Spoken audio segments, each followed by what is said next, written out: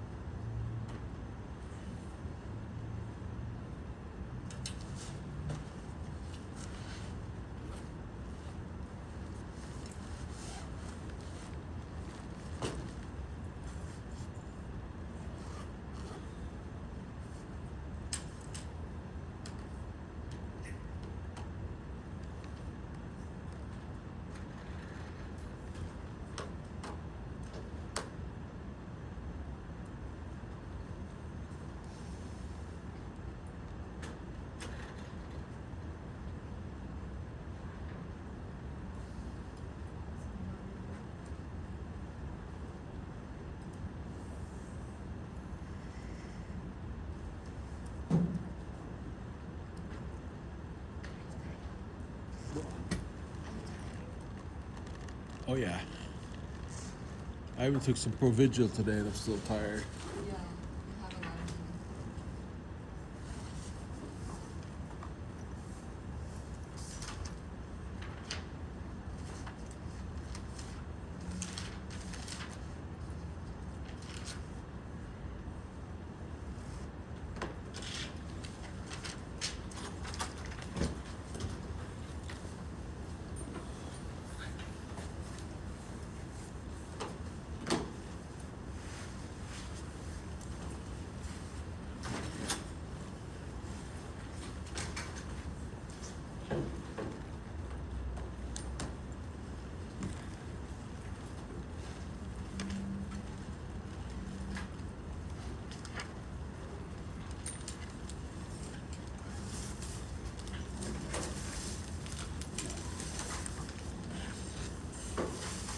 What's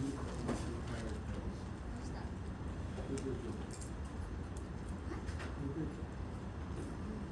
So for what? Keep you awake. I don't usually use What? I don't usually use pill. Like I want to because of the fight instead of use supplement. That keeps you awake. So particularly, and yeah, since I was a kid, I don't usually depend on pills. I would think I'm gonna get this crazy things that come here like early in the morning. Yeah. 5:30 start. 5:30. Alarm set for 7:30. So I didn't get home till 11, after 11 last night.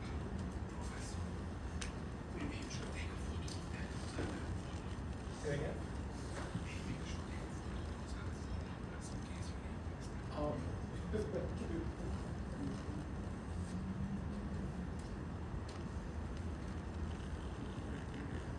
Yeah, I said she got home, took an Ambien. What? I took Ambien as soon as I got home, essentially. MBA. Ambien. Ambien puts you to sleep. Okay.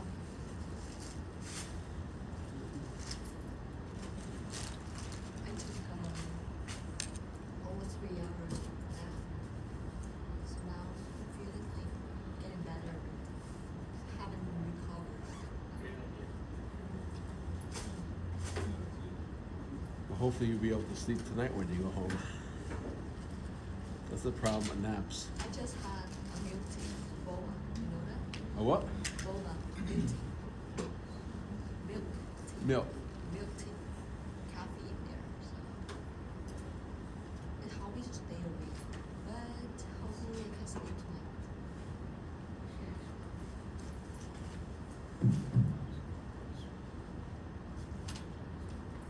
So what did I vote for Tracy for? What did I vote for Tracy for? You did? What did I do it for?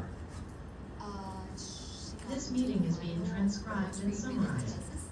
Oh, was that? Yeah. So I'm helping her to get the biggest prize, $6,000. So She better split it with you. She better split it with you. it's okay. Yeah. I started to all my networks to help her. So I think it's worth. All my friends and Vietnamese friends also do the same. Started to Tell your mom to send it out. Yeah, but they haven't had the results yet. I'm just curious. But I think she's gonna win. Because the I vote for her I think more than 20 times because they didn't require login like accounts to vote it, so I think it just keep repeating. All right, everyone. So, good evening. Welcome back. So, some of you remember this, some of you will not. This is where we stop, right? This is where we stop. So, what we're going to be doing today is continue learning about options. We're going to focus still on valuation, and a related topic, which is, of course, risk measurement, which we need to learn how to use them for hedging purpose. And then, normally we're gonna get to start talking about futures, right? And the end goal for us is to devote 1 or 2 sessions to hedging specifically, right? And actually, this is what we're doing here. Is actually the typical inputs. These are inputs to our hedging decisions. So let's first let's review what we all agreed to. So we're talking about determinants of call option value, right? And again, as usual, if you have questions, do not hesitate to interact and ask, and those of you online, same story. So we all agreed, I didn't hear any disagreement, that when the stock price goes up, right, the value of the option, the call option, goes up, correct? Right, we all agreed to that. Why? Because the payoff goes up, right? Because whatever we buy at a fixed rate, which is the strike price, but what we get becomes more valuable, right? So we all agree this goes up. And by the way, that reaction of the call price to the increase of the stock price, that reaction is known as delta. Right? And like I said, our end goal is to actually measure these Greek letters that I'm about to overwhelm you with, and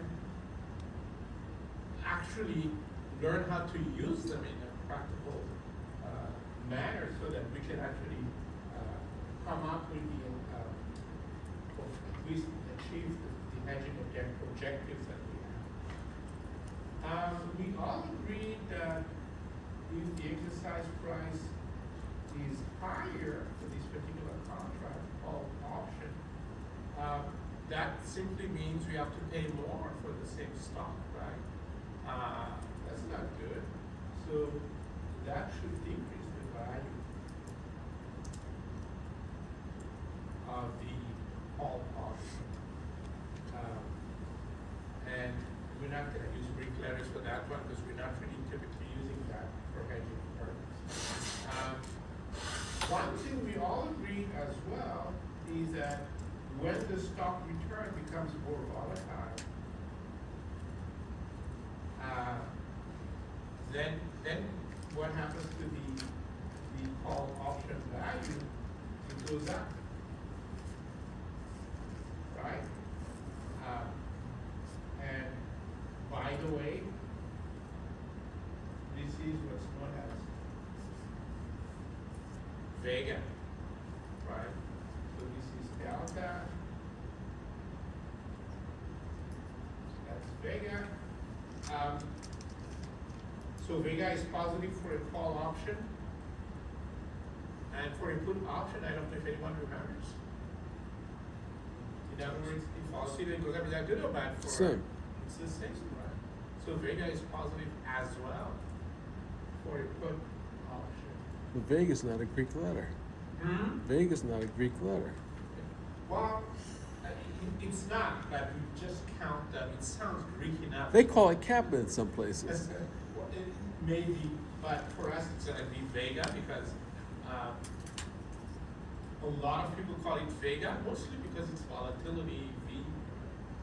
Time to expiration, the longer the option, the call option, the more valuable it is, right? That's known as theta, Theta. right? And we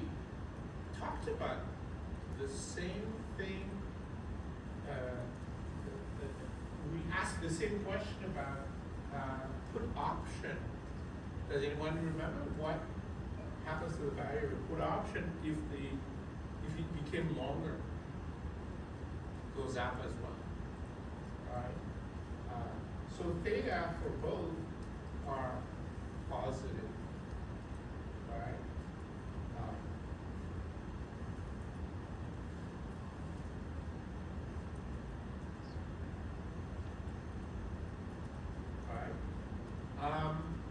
Then some people disagree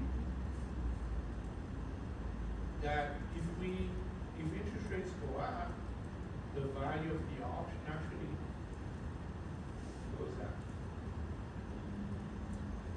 And they disagree because I use this idea of, well, it's less painful. Maybe I should use a more finance like. You did the book called Parity. Argument, which is, look, the present value of the strike, if interest rates go up, the present value of the strike price goes down. The present value of the cost goes down. Anytime you hear those two words together, cost and goes down, you should be happy, right? So that's the whole idea here, right? Oh, and this is known as rho, right? And so for the option, for the call option, it's positive. Because I didn't hear anyone protesting. So that's that. Last, but certainly not least, the more dividend a stock pays out, the less valuable it becomes. The less valuable the call option becomes, simply because, part of the value goes away. What goes away? It becomes cash, right? But the stock itself becomes without that dividend, and so it loses that value. Right? And by the way, so actually we almost have all the quote-unquote Greeks here. Maybe the one that we're missing is Gamma. something called, right here, something called gamma, which is really the change in delta, right, when the stock price changes.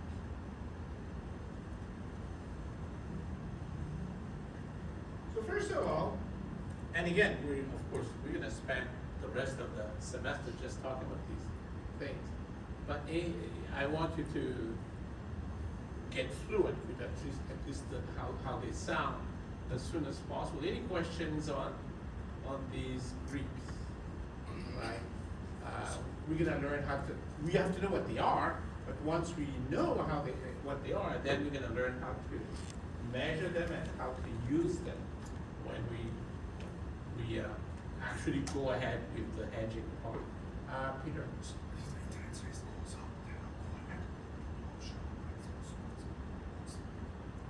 That's a great question. So if interest rates go up, does the price of a put, does the value of a put option also go up? So actually, I was gonna start that process. So let's do it in order, right? So let's convert. Let's imagine another column for put option, right? Which clearly is not there, right?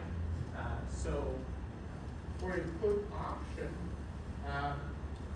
when the stock price is going up, does that help or hurt the value of the put option? So the put option is the option to sell at a fixed price, which is the exercise rate. You sell at a fixed price.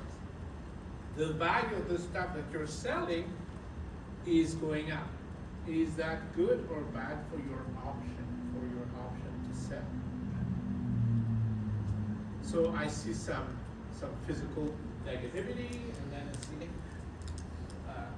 so the idea is you sell something at a fixed price, right? But that fixed but that thing that you're selling, its actual value is gonna go up.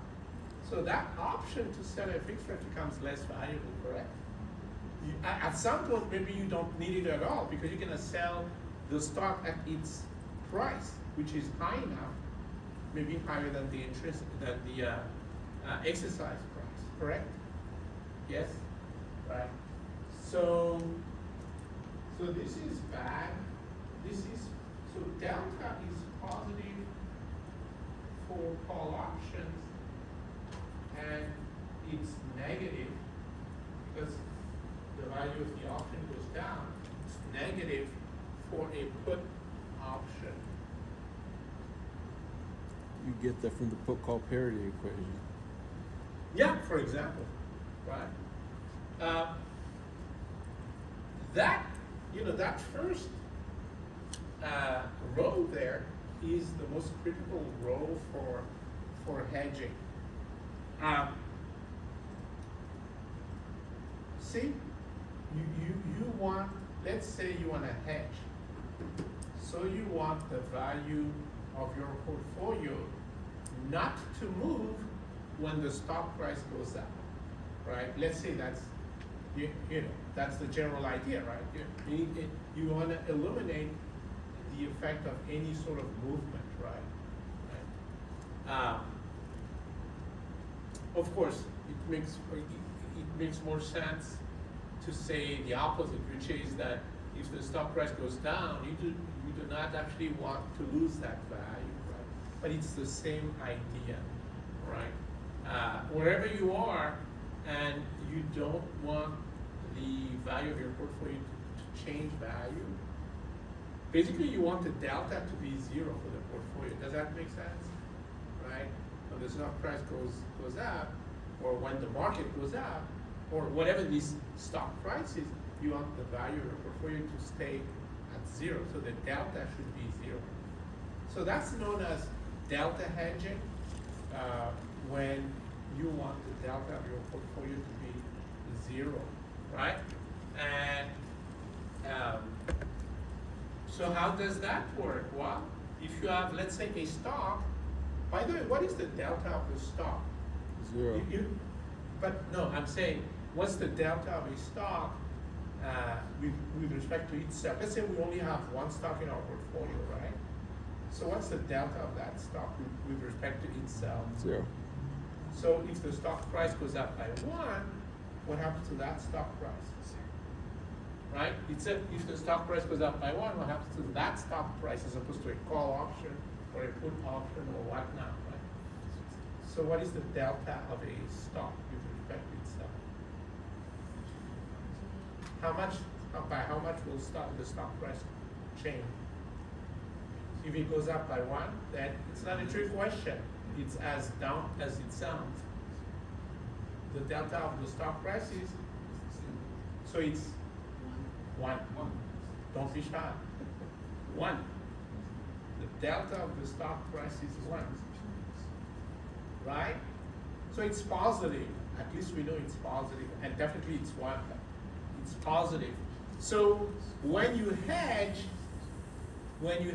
you want the delta of the whole set, right? The stock and the derivative to be 0. We all agree to that, right? Because that's what hedging is about, right? So if the delta of the stock is positive, it makes sense to buy put options because their delta is negative, right? And if you buy the right amount, then you're gonna end up with a total delta of 0. Does that make sense? Right? So I'm gonna dwell on this and then I'm gonna accelerate on the other stuff because this is the most important part, really. Can you think, let's say the put option we wanna buy is way overpriced, which of course, how would you know that? Well, you have to use some sort of a model, and that's part of what we're gonna be doing today. But let's say it's way overpriced. Can you think of another way of hedging the risk on that particular stock, which has a positive delta? We only have another choice, right? If the put option is overpriced, then you can only choose what else?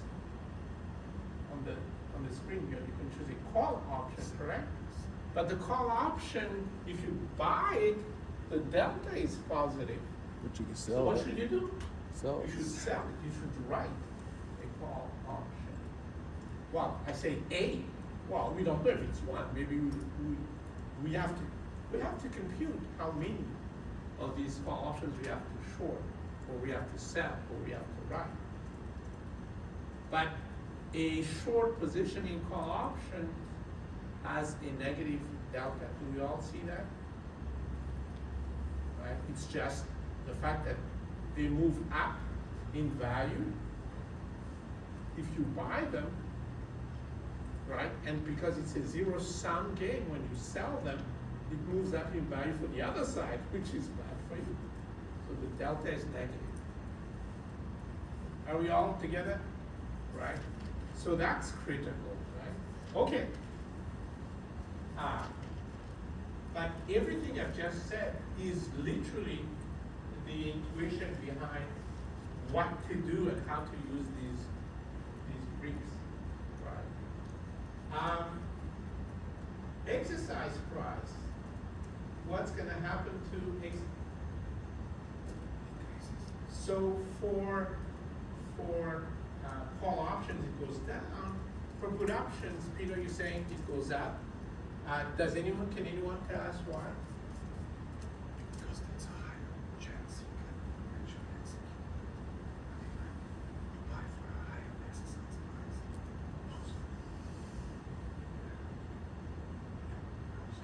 You're right, but it's not. But you're thinking of the stock price, but actually, what is the exercise price when we talk about the put option? The exercise price The price you could is sell the at. revenue that you could get, right? When we exercise. And literally the question in English, what happens to the value of a put option if revenue goes up? It's gonna go up. So it's gonna be, so contrary to what happens to the value of a call option, the value of put option is like that, right? Let me actually put all of the arrows for put options here, right? So, any questions on how, why, if the exercise price is higher on a put option contract, its value should be higher, right? You have the right to sell at a higher price. That's literally what it is, right? How about volatility? I think we just talked about that, Yep. right? For both, literally, this is good news for both kind of options.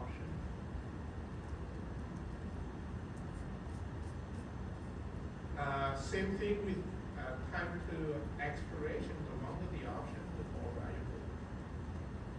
This is always true in real life, right? It does not have to be financial options. Anytime you have an option and someone tells you, well, you have that choice for 1 day. Now you have it for the whole year, right? That's very good news. All right, interest rate. That's going to be interesting, right? Because the way we looked at it is looking at the present value of the strike price. The strike price for the call option, for a call option, the strike price is a cost. And so when interest rates go up, present values go down, in particular the present value of that particular cost. Right?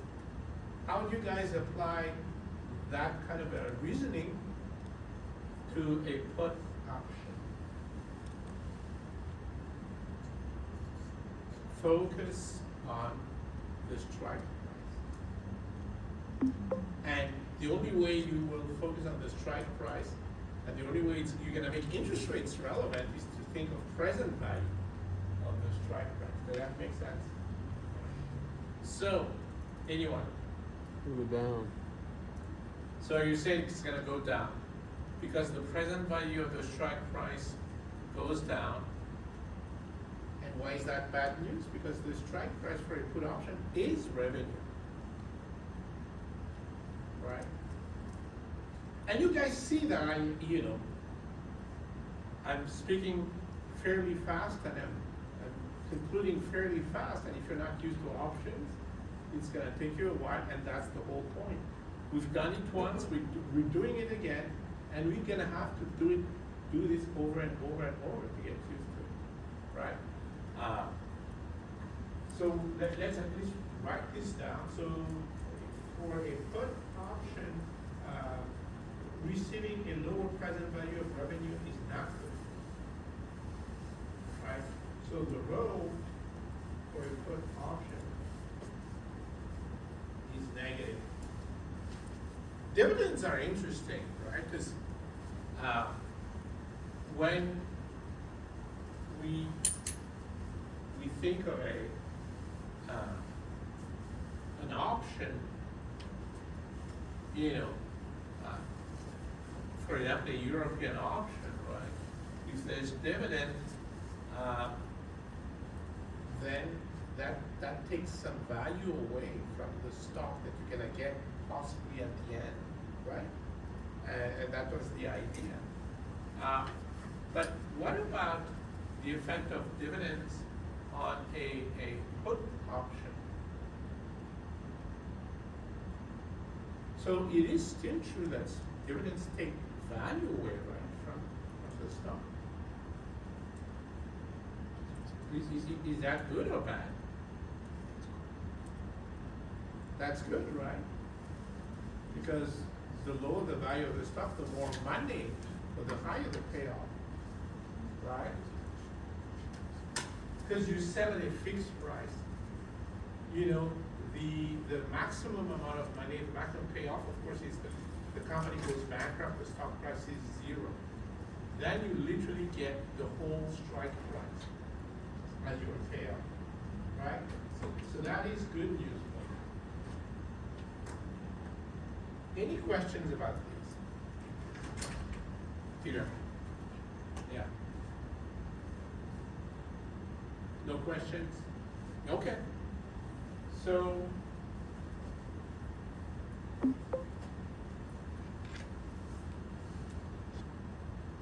let's talk about early exercise. So I've already mentioned this, but let me repeat it again. American options are very hard to,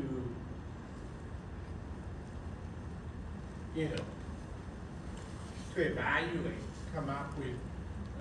American options values are very hard to estimate. Why?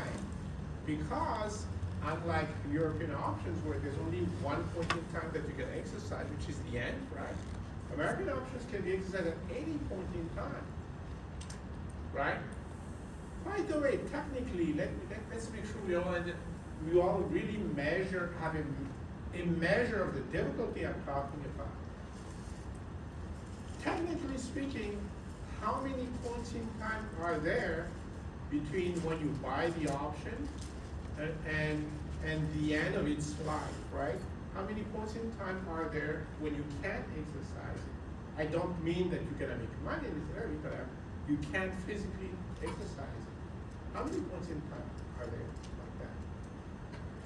If you have to count them. Minutes times hours times the days to expiration. Yeah, but I'm talking about points though, not the length of time, right? Technically, it's infinite. That's it.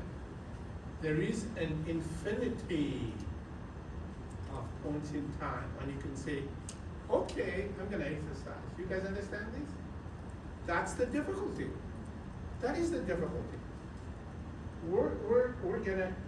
I'm not gonna say easily, but we're gonna come up with the value of an option when you can exercise it only at the end of its life. That's a European option. And please note that even for that, it required Nobel Prize winners to get it, right? Just for one point in time.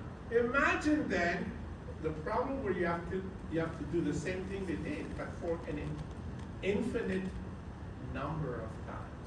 That is the problem. I'm hoping that that sticks with you forever, because that's the problem with American options, right? Now, having said all that,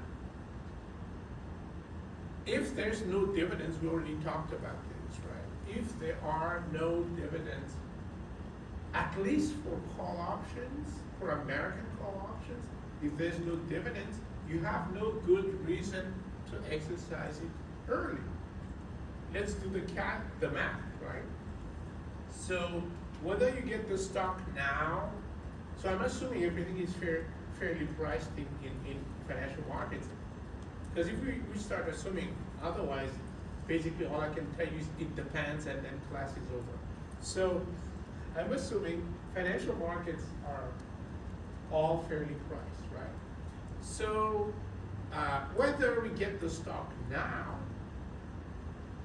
or at the end of the life of the option, or somewhere in between, the present value of that stock is still the price now.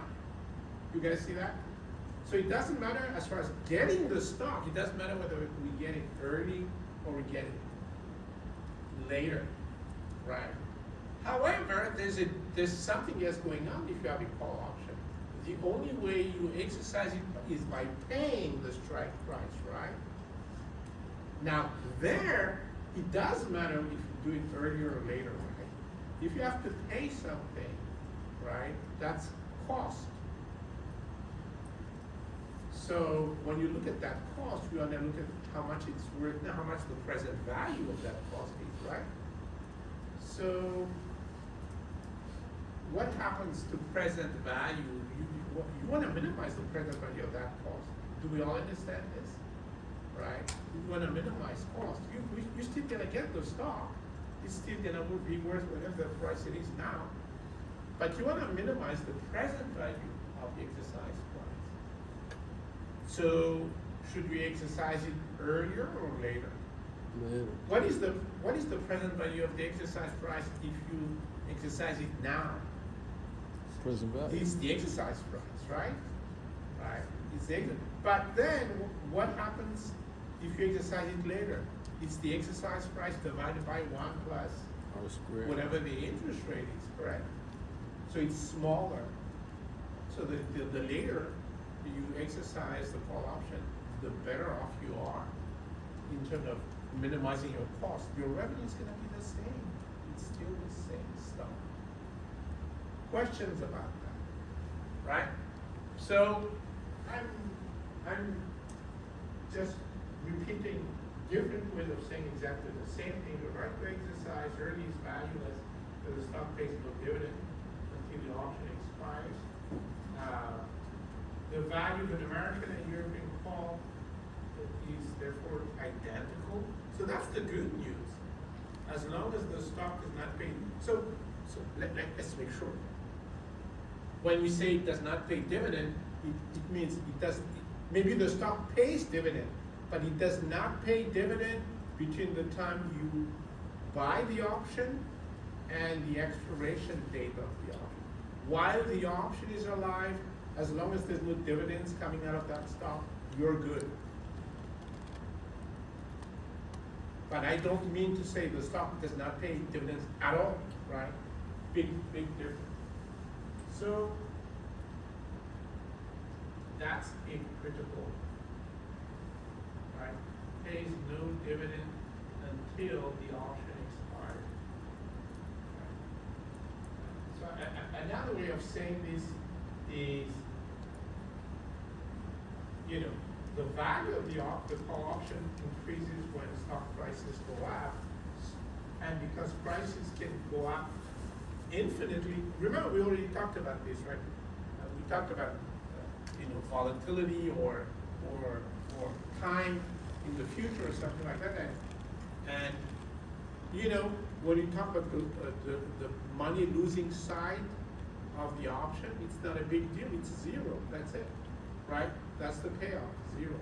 So you want to just focus on when you make money with the option, right? When you make a positive payoff. So, you know, the more you wait, the more likely the price will go up. Why? Because the volatility will go up, right? This is the stock price now, right? And then time goes like this, and the volatility goes like that, right? The range, the probable range of the stock price becomes wider, right? And in particular, the good part of the range, which is the stock price going up, that is gonna be higher the more you wait. So the call is worth more alive than dead, right?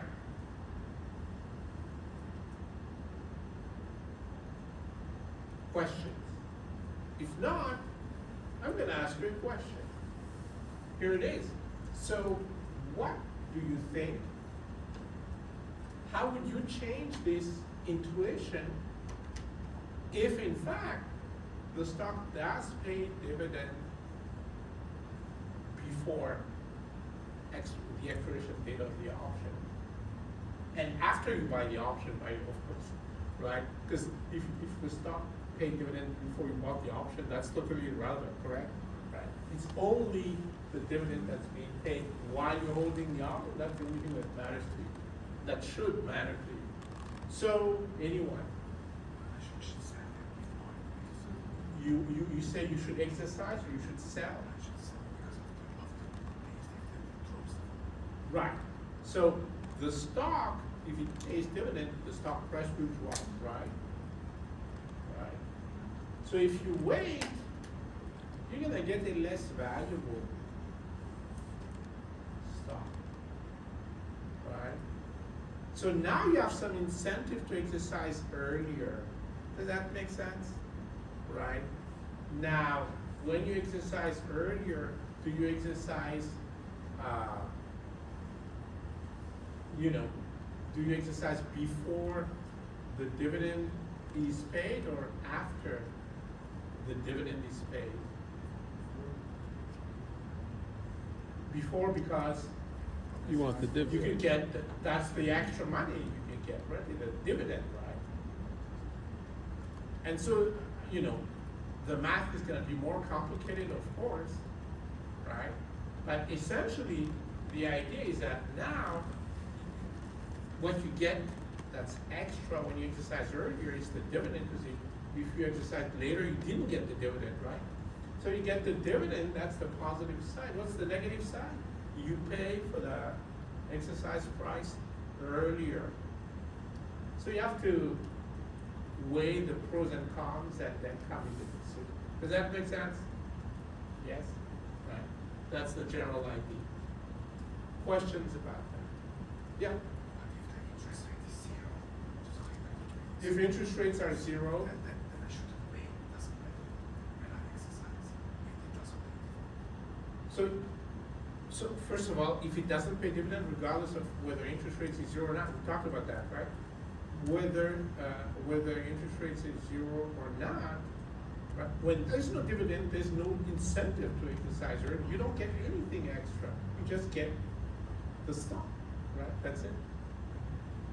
But now, if you exercise later, you don't get the dividend. You exercise early, you get the dividend, right? That's the difference. That's easy to figure out, though. I know, but that's what I'm talking about. 1 plus R is equal to the dividend. But Figure out no, the but rate. he's saying what now, so I think I'm gonna extend his question. What if the interest rate is zero, right?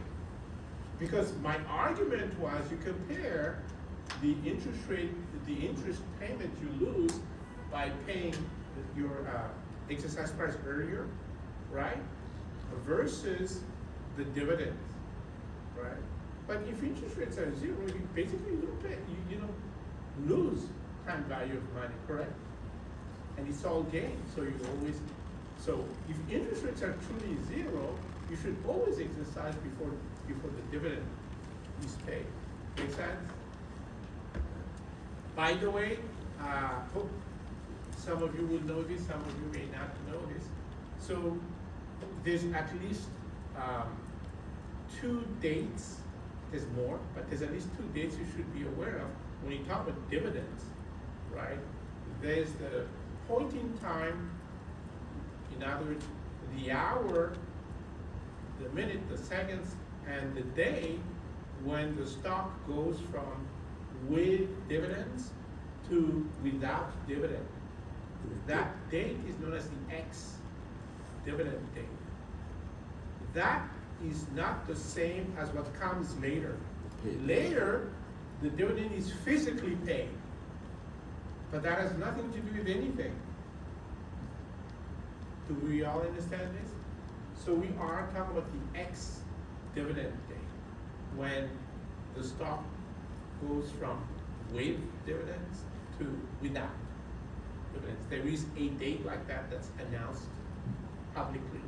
And you can actually have these on, I don't know, Bloomberg or Morningstar Direct. You do have like the ex-dividend dates, and then you do have the payment date, right? So those are two dates to think about. All right, let's talk about American put options. So they're definitely worth more than European puts. Any ideas why this is so? Because it does pay to exercise them early. Hmm? There it will pay to exercise them early. Well, if you exercise early, you get the revenue early, but that's also, I see what you mean, Yeah. because compared with the European put options, where you can exercise only at the end, right? For sure. Do we all see that? Right? So, yeah. What's the reason of the European options? Why they just don't switch to the Americans and why is it every market? There's many reasons, right? We'll talk, let's actually, we're talking about that now, right? So,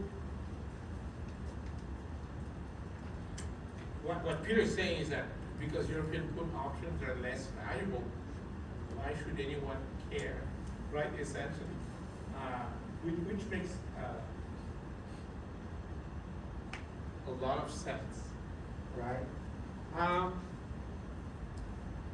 So when you buy a put option, is it, so okay, first of all, possibility of early exercise has value because the value of the stock cannot fall below zero. The maximum payoff you can get is the strike price, right? When the stock price is zero. And if the stock price in fact is zero, it's best to exercise immediately, right?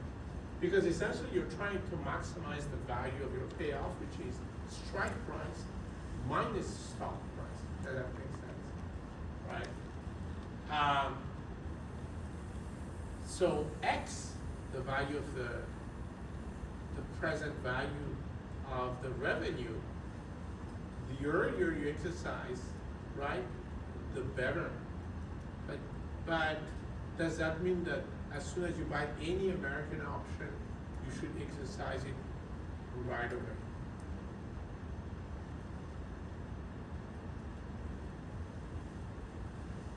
Any ideas?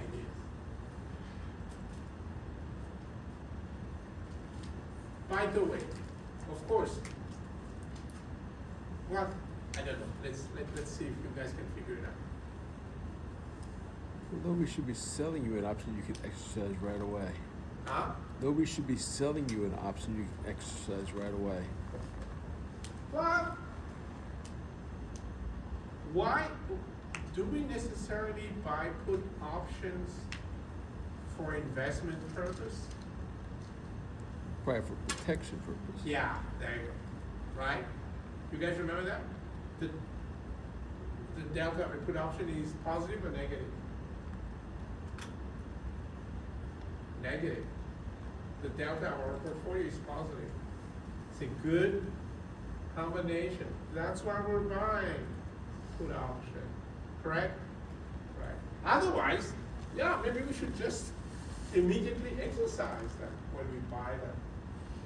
Well, wait a minute. So this is the right to sell, right? Stocks or whatever it is. If the stock pays dividend, should that accelerate your exercising an option, or not, or you know, should it stop you from exercising? You know? So the whole idea is you have to stop, or you have a portfolio, and you have the option to sell it at a fixed price, right? That's the picture. But the portfolio pays some dividends while the option is alive, right? So if you're thinking of exercising the option, do you want to exercise it earlier or later? If in fact the portfolio or the stock pays dividends. You want to keep the dividend for yourself. There you Don't go, sell right? it. Right? Right. It's the same idea that we had for the call option. We're interested in capturing the dividends. But there's a difference. For the call option, we capture the dividends only by buying, by exercising the option. For the put option, we're capturing the dividends only by holding on to the put option. Does that make sense? Right. So if you're going to exercise while the stock pays dividend, it better be after the ex-dividend pay. Questions about that? Okay.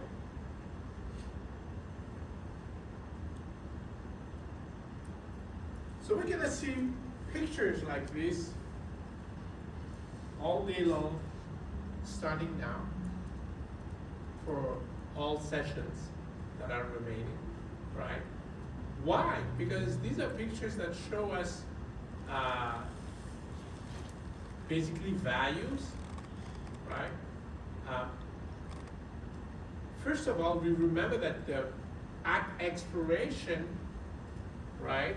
At expiration, the payoff is a straight line from this point to this point, and then I was gonna say 45-degree line. It's the opposite of 45-degree line, right? You remember that, right? So what you see at the bottom, the segments at the bottom, these are the pictures, especially when you intersect with X. That's actually the payoff diagram at expiration date, right? Now, when you look at European value, a lot of times and that's an example here, a lot of times the reference is not so much the exercise price, but the present value. Why? Because you know for a fact that one is going to be exercised only at the end, right? So maybe talking about strike price does not make sense. It makes more sense to say present value of the strike. Right?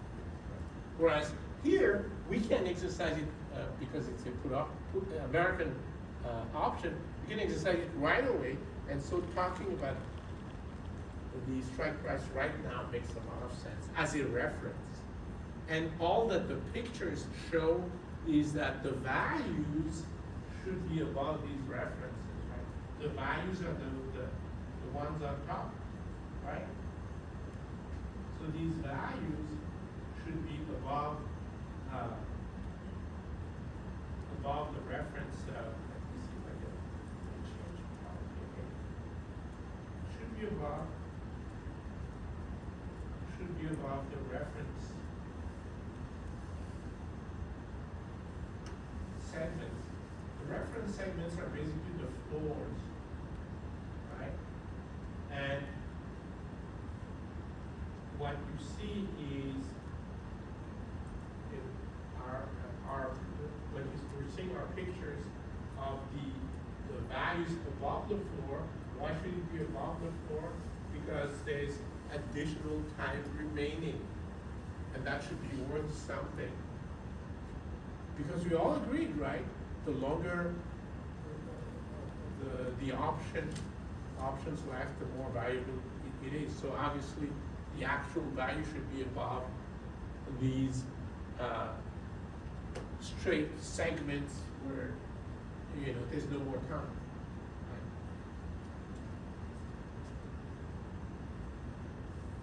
Right? Okay. So let's talk about valuation. So the first model we're gonna be talking about was created in 1979, so it's not like very old, right? It's much younger than what we're gonna be talking about after this, which is the Black-Scholes model, which was in 1973. Actually, this was created specifically to simplify the Black-Scholes model, and actually so that clients and managers can understand what you're doing when you use the Black-Scholes model. So that was the idea, right? So the first thing I need to mention is the following. When you price derivatives, any derivatives, in this class we're only talking about call options, put options, we're gonna talk about futures contracts, right? But remember, derivatives, a derivative contract is any contract whose payoff is explicitly defined as a function of the stock price, right, with the underlying price, right? So, for example,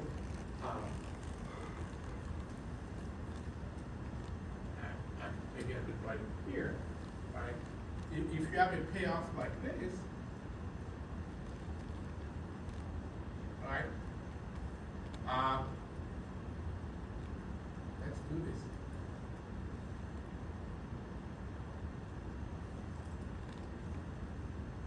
Right? Square the stock price squared, right? So the payoff at the end at a particular point in time. It's whatever the stock price is at the end squared, and that's not known, of course. Minus K, which is the strike price, for example. This is not a call option. This is not a put option. This is not a futures contract. It's just some derivative. And there's plenty of them out there, right?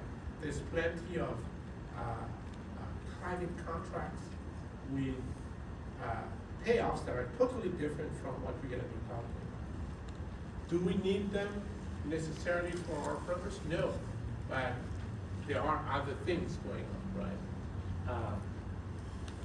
So when we try, the point I'm making is when we're gonna, and when we say we, it's the world, when we try to come up with the value of any derivative contract, including that one, the first thing we need to do, there's no other way.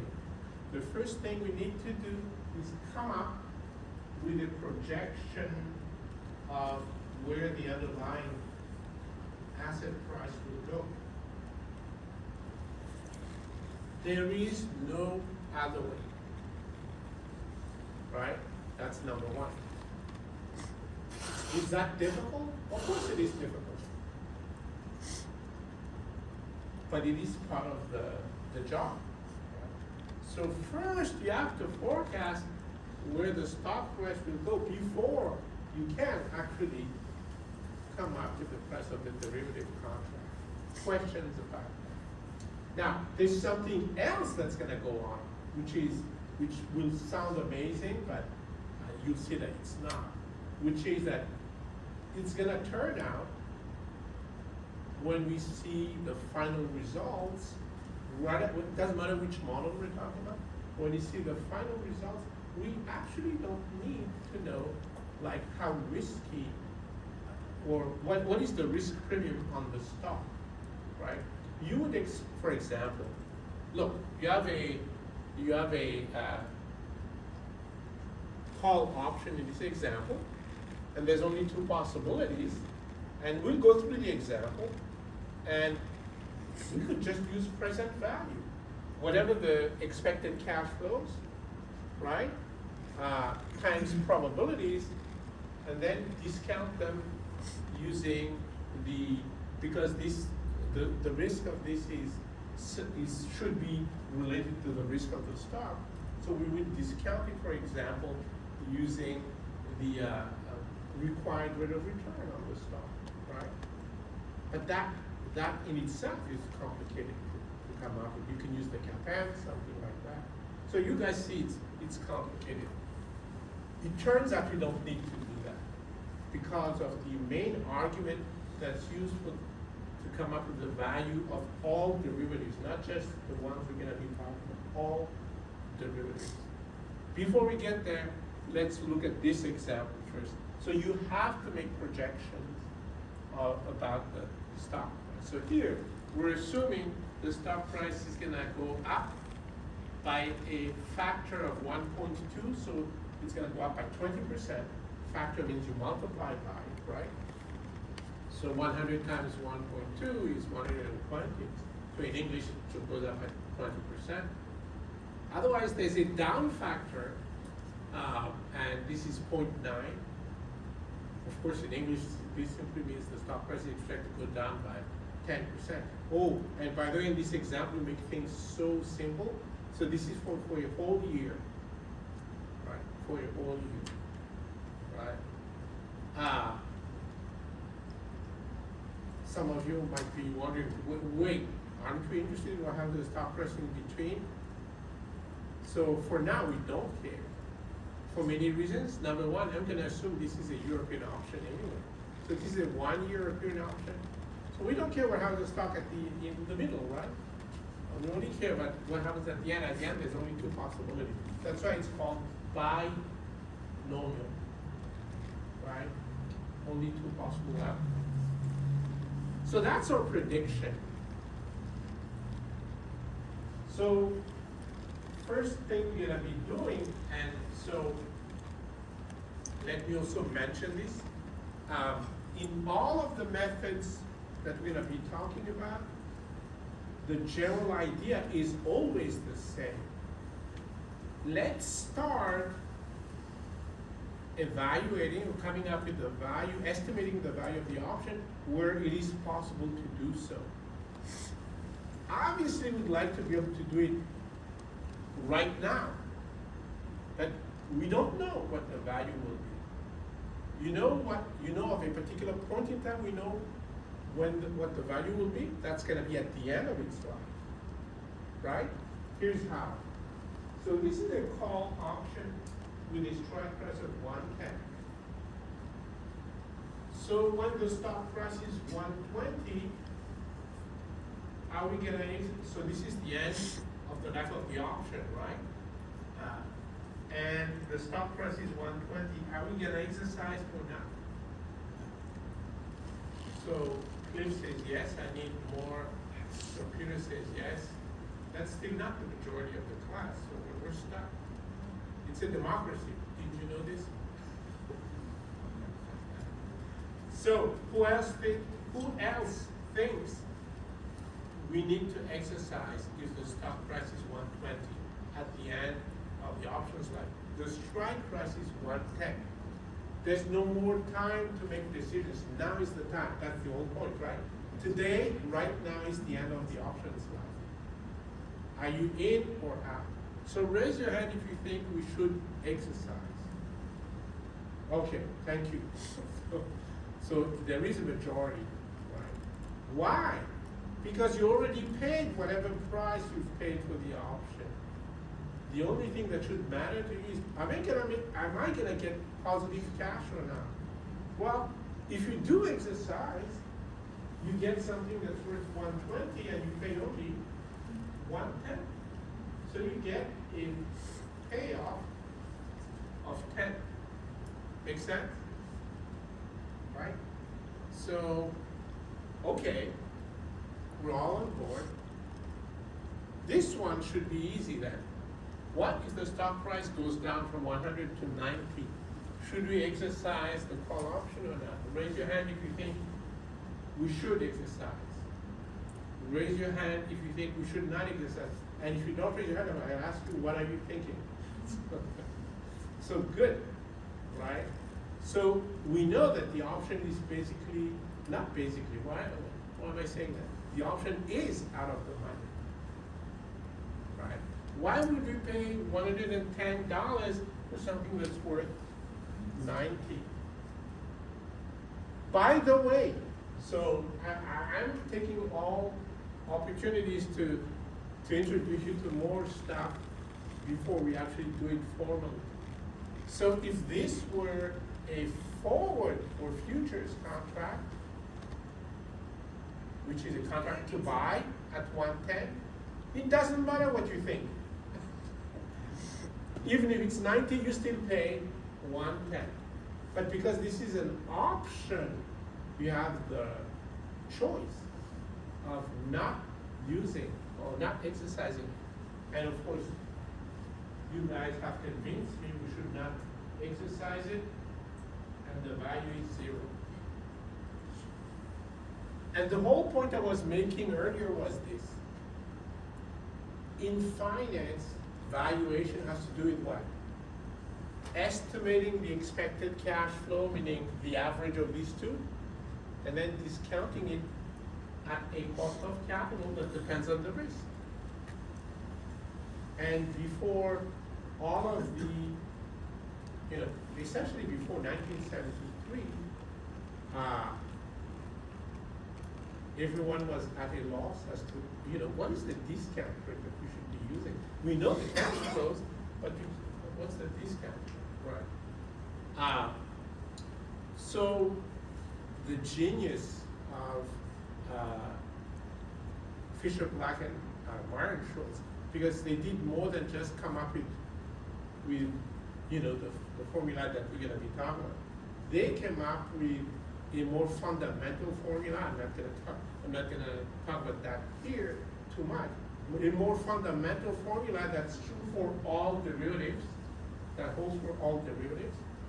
It's a Black 76. It's a differential equation, partial differential equation, and if that scares you, I'm not going to show it to you anyway. So there, but it's a partial differential equation that turns out describes the pricing for all derivatives that you can imagine. So they really had that genius idea to come up with that, and then to use it specifically for European option, right? Because they realized right away, even though we know this partial differential equation, we cannot solve it for American options because it can be exercised at any point in time, whereas European options can be exercised only at the end. That's it. That's what made it solvable, right? So what is the genius idea? The genius idea is this. Instead of trying to compute present value of expected cash flow, which is what everyone before them tried to do, and again, it's impossible to do it. So instead of doing this, why don't we try to replicate the payoff of the derivative we're looking at, like here a call option, replicate it using the stock. So in this case, for example, you guys see something that's very, outstanding, which is that one of the outcomes is 0. One of the outcomes is 0. So if we combine this stock with something where you end up paying $90 no matter what, then what happens to the portfolio of the stock and this other thing? If you have to pay $90, it's 90, then the total is 90 minus 90. Does that make sense? Right?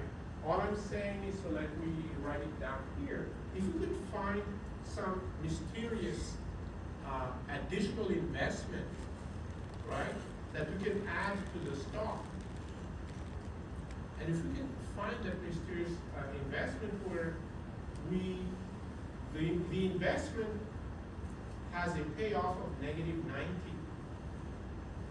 no matter what. Do you see what I'm saying? Then this part is going to be 0, which looks a lot like that part.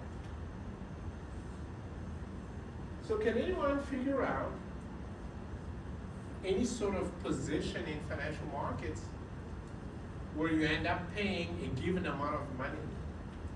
For sure, you owe some money. What is that? Borrowing. It's a loan. You have to have a loan. You buy the stock and also borrow money. Right? In fact, use some of the borrowed money to buy the stock while you're at it. If you do that, so let's assume the interest rate, yes, no, ask me. This is spectacular. 10% interest rate. What did you do? You borrowed the present value of 90. That's what 8182 is. It's the present value of the $90. Right? And then you buy one share of the stock, right? At 100. So how much of your own money do you use?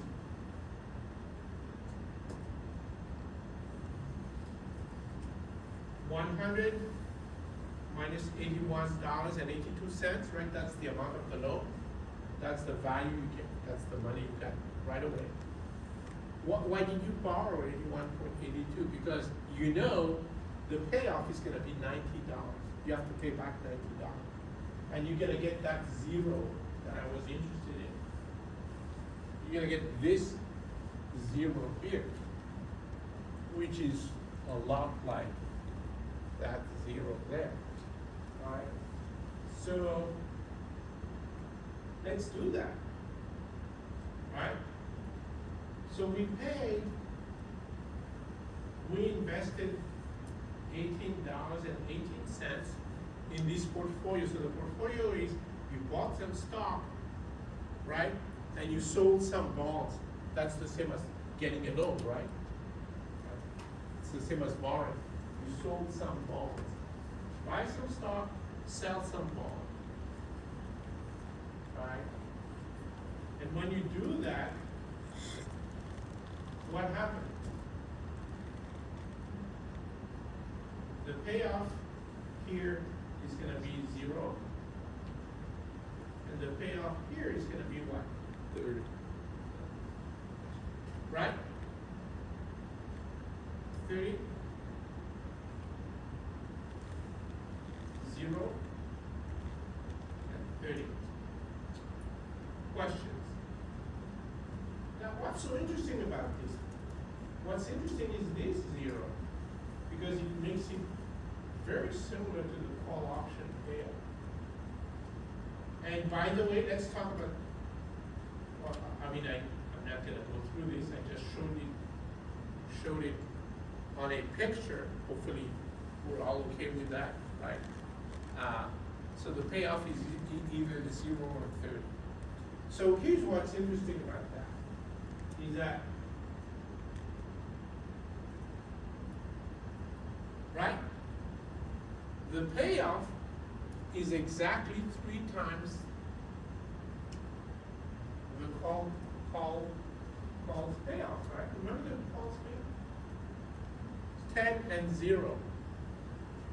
Every time there's that 0, I can always find, right, a multiple that will match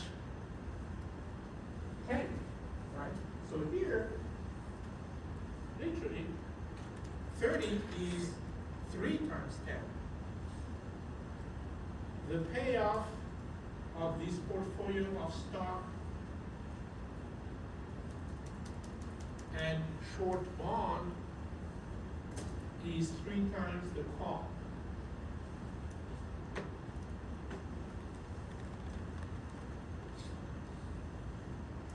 We know what this portfolio is worth right now. It's $18. And we know it's the same as 3 times the call. So you guys understand? understand this. This is how we do it.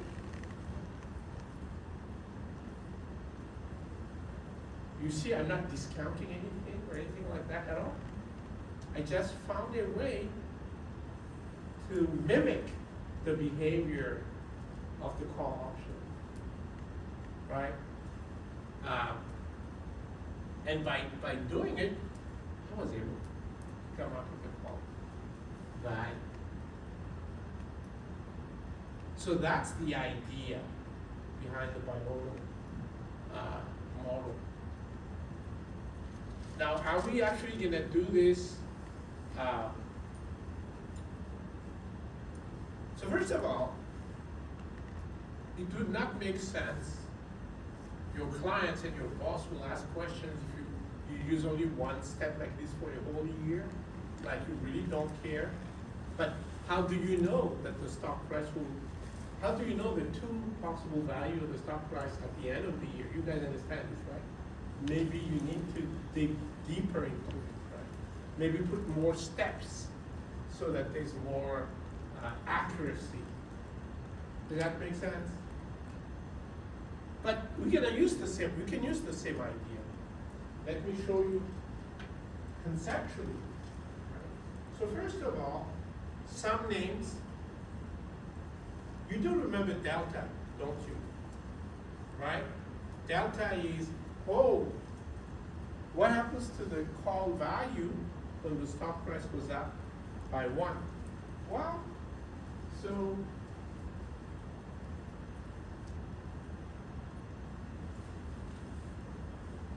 we can compute it like this, right? We can compute it like this. And we look at the change in the call value. Change in the call value was 10 minus 0, correct? 10 minus 0. Change in the stock value, in the portfolio value, sorry, 30 minus 0. Right? So,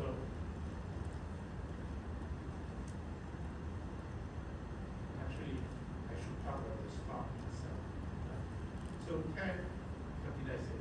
10 minus 0, right? Divided by, let's go back, 120 minus 90.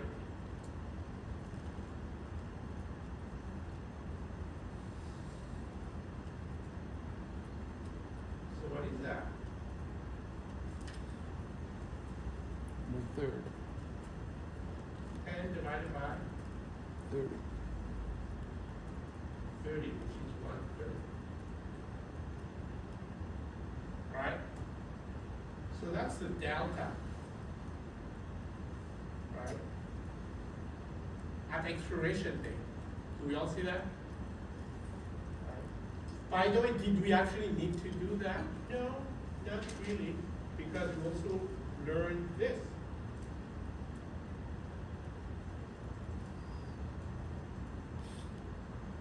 Learn, let's see. Learn this. Right? When we have a portfolio where we bought, part of the portfolio is buying one share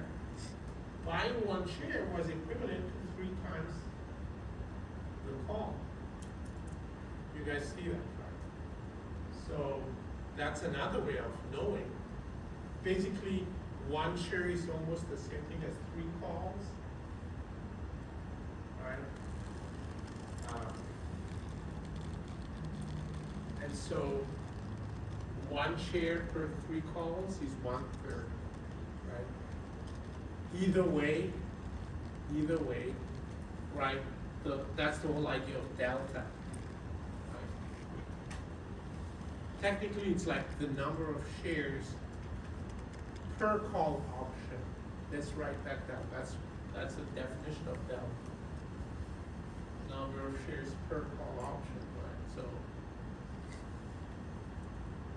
in this case, it's 1 share per 3 call options. So it's 1/3.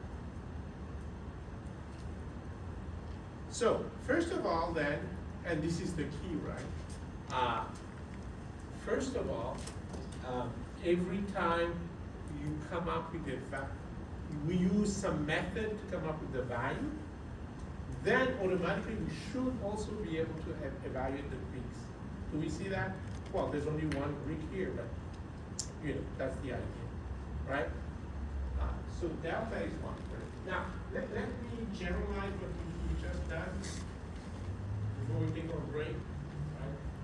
So we have replicated 3 calls with a portfolio of stocks and short position in 3 bonds. Why do I say 3 bonds instead of just bonds? Because I want to get rid of the 3, and you'll see that in a few minutes, right? So we replicated 3 calls with 1 stock and short 3 bonds. And the 3 bonds were worth 81,082 cents. That's the loan, literally, that we got. So when 3C equals S minus 3B, right? 3C equals S minus 3B. I just solved for C. Here we go. So C, the call option, is the equivalent of 1/3 of the stock minus a bond, a risk-free bond. And this is key. And that's the beauty of derivatives. Right? You can replicate anything using derivatives. And that's why you end up not needing, you know, like the discount rate or anything like that, because you replicate the option with a portfolio that involves the shares. Right? So delta is exactly what we were talking about, right? So delta is the number of shares per call option that would perfectly be hedged, right? Minus B, so there's that. B is just a risk-free one. So how is this useful? So if we were very creative here, right? I was saying, oh, look at the 0 over here, right? Look at the 0 over here. Let's try to replicate it, and we ended up with a 0 over here. And you know, that sounds like a lot of work, which of course it is, right? So let's make it mechanical, right? So mechanically, because now we know that a call option is nothing more than delta shares minus some risk-free bond. Basically what you do is, and this is what I was going to say, we always, in all derivative pricing, whether it's options, futures, or anything else, we always start at the end in general. Most of the time, I should say, not always, start at the end. Why? Because that's the time when you know for sure what the value will be, right? Because we already made projections, you know, what the stock price will be.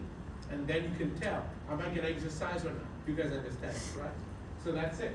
So you always start, so you generally start at the end, and then you move up the tree, right?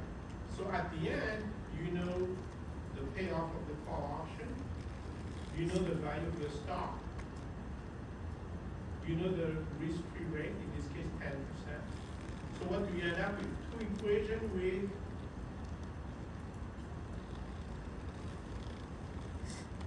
2 unknowns, right? So the whole idea is that, let's say we start at this point in time, here's a binomial tree, and then we have another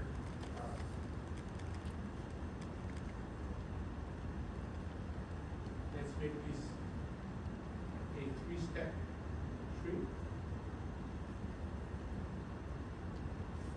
Right? So the idea is you take 2 outcomes, and you're gonna be able to solve for delta and and B, right? And that's gonna be the value in the parent, right? And you're gonna do the same thing. Take CU, CD, SU, SD, get delta and B. You're gonna come up with, you guys see the point. So the idea is that you're gonna end up with an estimate of these values. Then same story, right? You're gonna take these two, and you're gonna end up with that value. You take these two, you're gonna end up with this value. So now we have only two left. Same story. Two equations with two unknowns, right? Do we understand the concept? Right? Obviously, it's still not good enough, because who wants to spend their life solving for two equations with two unknowns, right? So,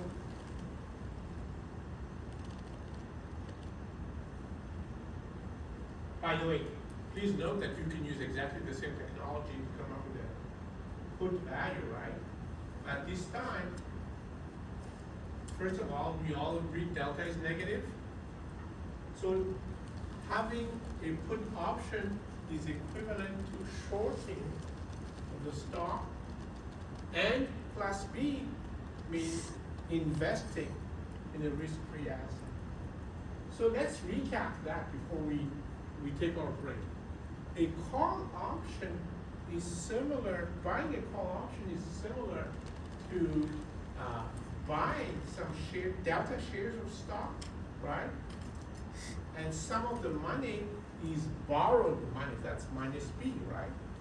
On the other hand, when you buy a put option, it's the same thing as selling some shares because delta is negative, right? Sell some shares and invest some of the money in the bond market. Questions about that? By the way, it is precisely because buying a put option is equivalent to selling some shares that in real life, when you don't find the put option that you like, guess what people do? Make it. That's it. They sell some of the shares that they're holding to mimic the behavior of the put option that they wanted to buy. That's actually another example of portfolio insurance. So there's literally those two ways. You buy put options on whatever it is that you're trying to protect, and or, because you can combine them, and or you sell some of the stuff that you're holding. Before you take your well-deserved break, let me bother you one last time with this. So we don't want to solve two equations with two unknowns for every node in the binomial tree, right? So it turns out, and this is the beauty, look at this. It turns out you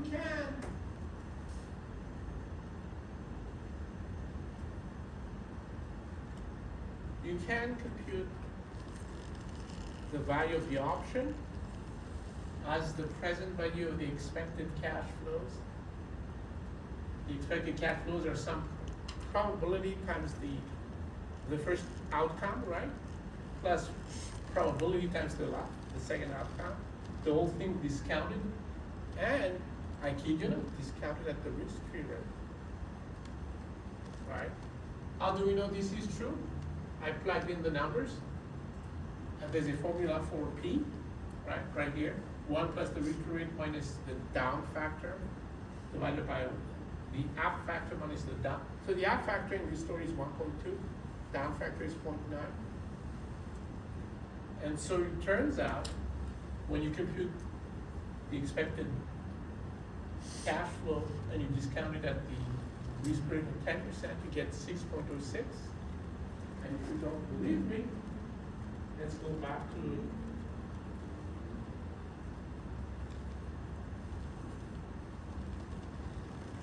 right here. of this, the discount rate is the risk-free rate. It's as if the option were risk-free.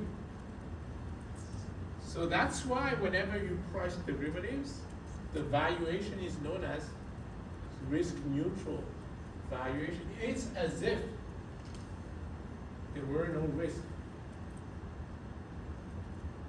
right? But the reason why it looks like there's no risk is technically we replicated, right? You use a replicating argument, so all of the risk is really included in the, right? So this is a portfolio of the stock. So the risk is in the stock, right? It is risky. Call option is risky, of course. Precisely because it's equivalent to delta times delta shares of the stock. Does that make sense? Right? So the risk is the reason why the risk doesn't show up here is because the argument we use, this is relative valuation. We price the derivatives by using the stock price as given. That's it. So the risk is already in the stock price. All right, listen. It's 5 to 8 plus 15. Let's go get back at 8 to 10. Right? And yeah, it's gonna be more complicated after that. But what did you expect with derivatives, right? Because that's what it is.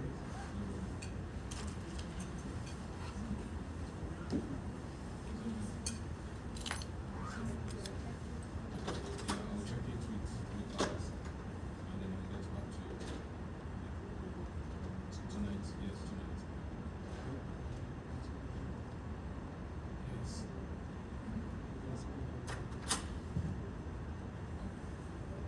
Then I'll compare with this one 5 8 hours, yes, then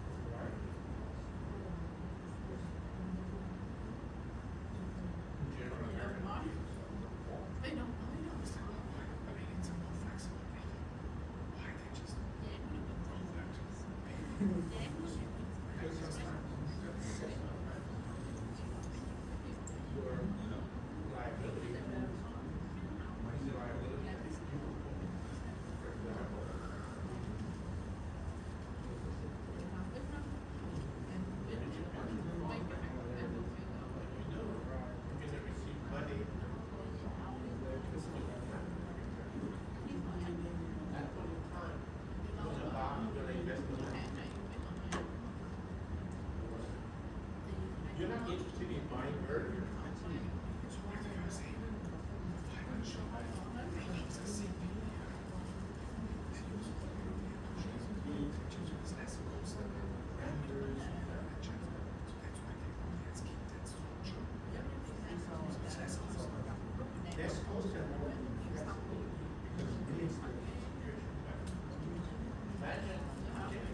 see, I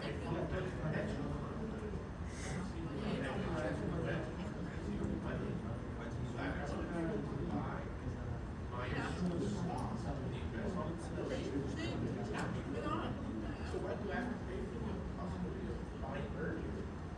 Given that I can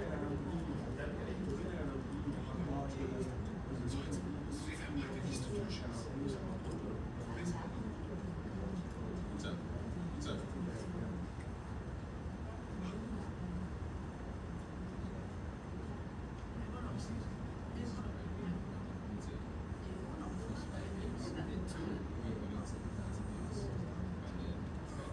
Oh yeah, that was you, bro.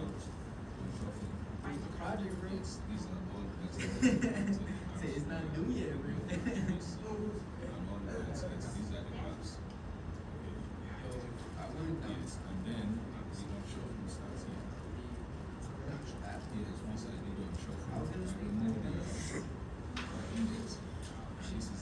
These are the results. You see, 5 years and 8 years I did similar thing. Yes, and these are the graphs. Similarly, I got yours, I believe, but you had a few years. So I'm gonna try to. You know, I was telling me about an Excel spreadsheet. That's a PDF so that we can just keep in this information. One shot. That was an example. Yeah.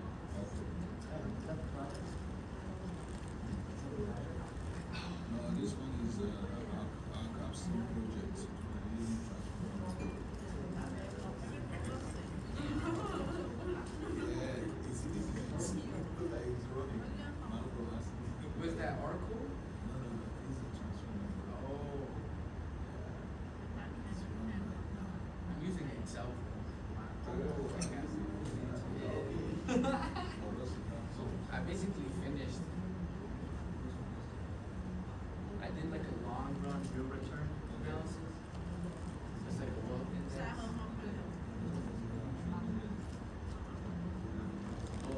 What especially like, what do you guys, securities or? Yeah, it's equities.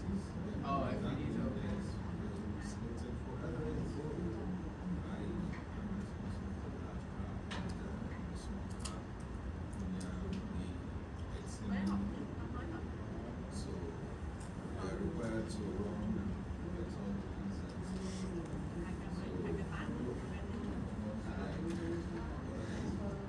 same supervisor. She's also Vietnamese, so I'm just running his own now. To try to like as opposed to.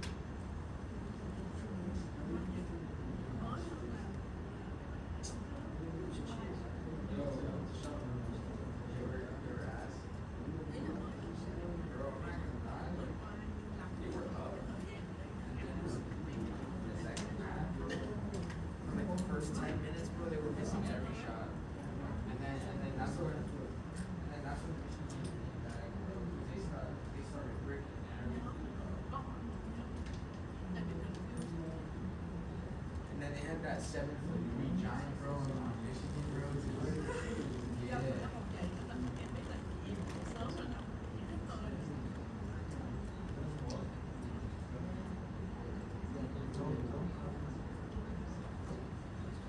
You guys have a lot of dialects.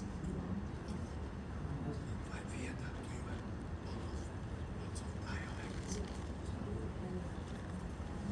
speak the same dialect.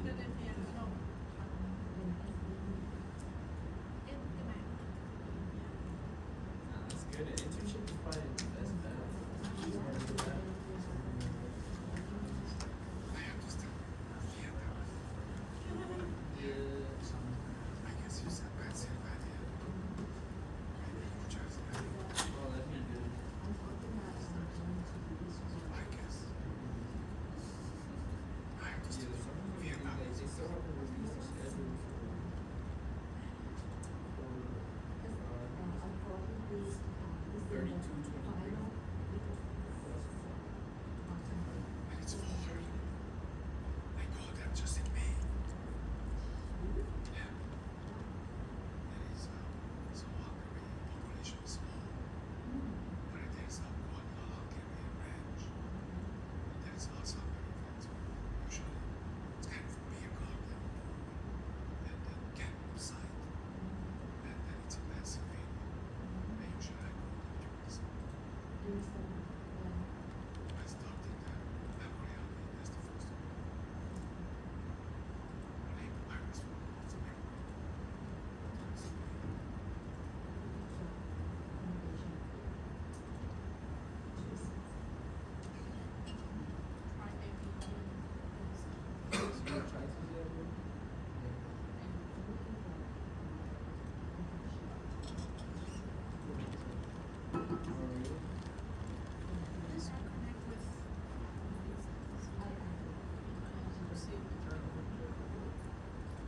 You can buy a can in Walmart and you go to a campsite and it's cheap.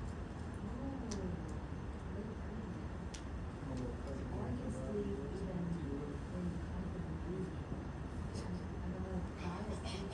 rent a car, maybe sleep in a car. What's the difference? You have driver license for it. You pay at the rental company. That's all.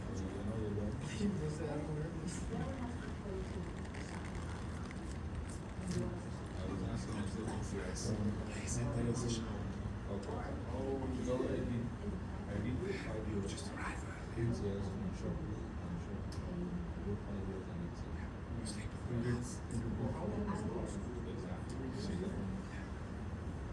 So that you can see the variation in that for the 8 years, the accuracy is negative. Yeah, I don't know what's happening.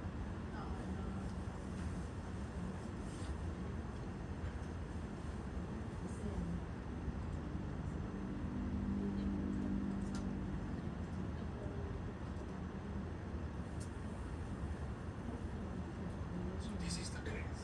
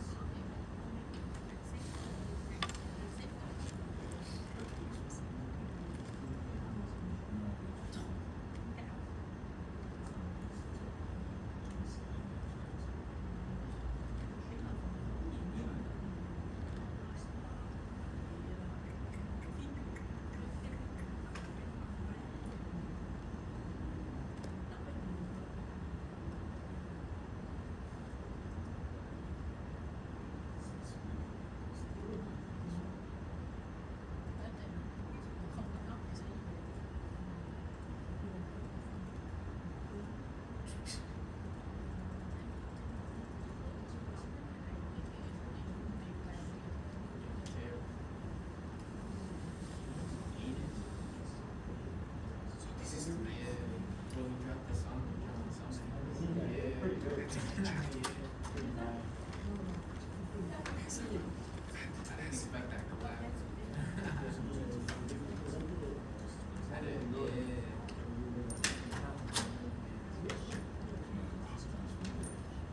What's up my place? It's all Korean ranch. I go. Yes. Oh, I thought because I have to finish. But I'm sad you get that crap. Exactly.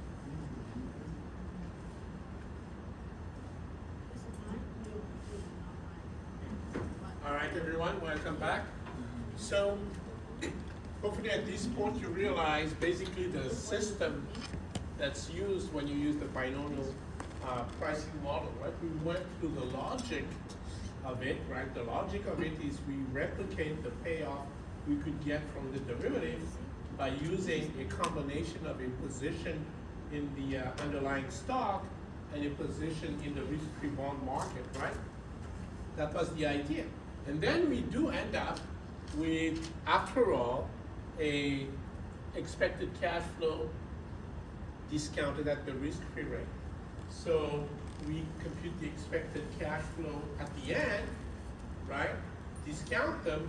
Now we have the value one step before. So it's no longer at the end, right? It's one step before. And then you combine two of these nodes, right? Two of the nodes, and we apply this formula again, you discount it again, and you get two steps back in time, et cetera, right? And so you do end up with,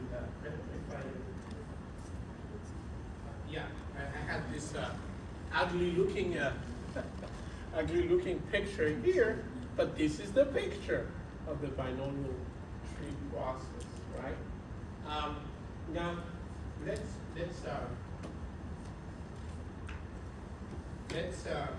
let's make it more mechanical and more manageable and more practical, right?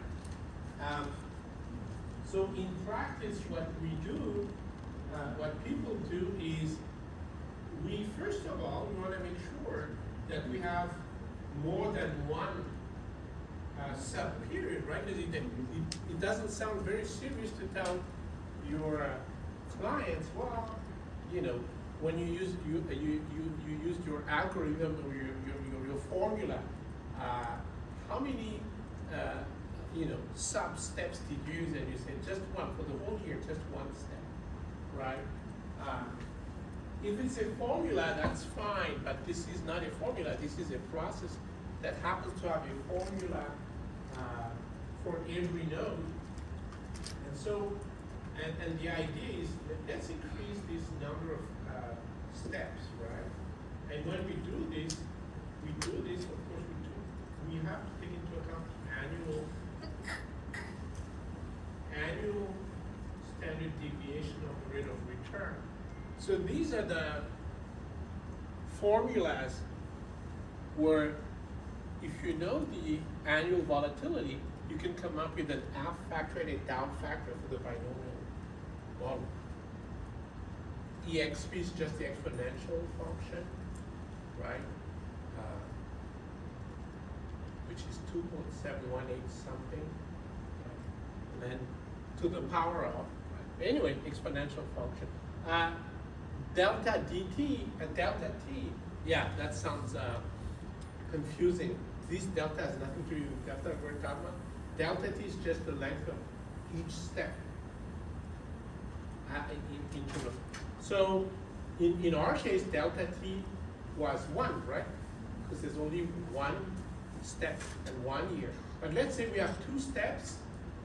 So each step is half a year long, because this is a 1 year option, right? So delta t would be 0.5. You guys see that? Delta t is the length of a step as a fraction of a year, right? It's an annual terms. So if we try to replicate that, the numbers we had before, right? So these choices, a half factor of 120 and half factor of 0.9. The only reason they were chosen is so that we don't deal with real life, which is a lot of decimals, right? And I would have stumbled just pronouncing 0.34 and point whatever, right?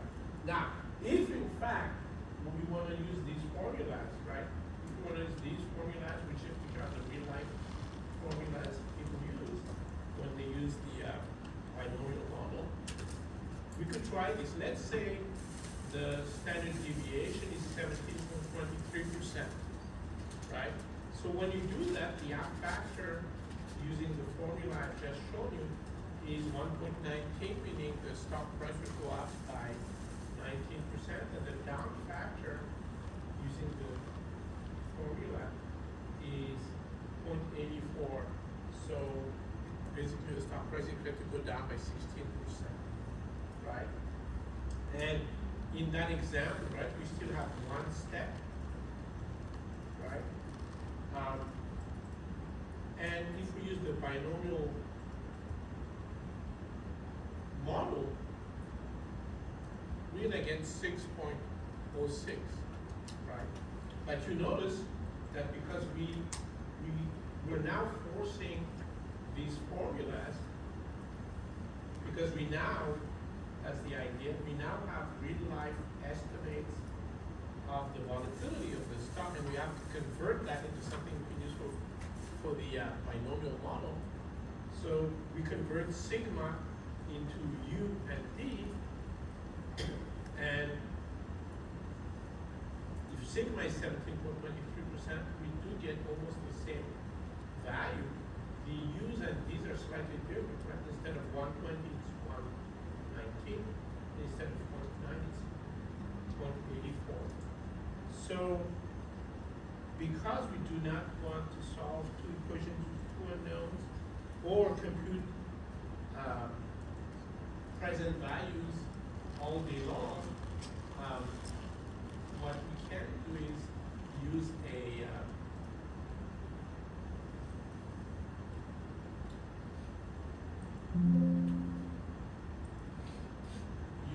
tool that implements the formula. So that's what you have on Haskell-CT. So I call this binomial option pricer. And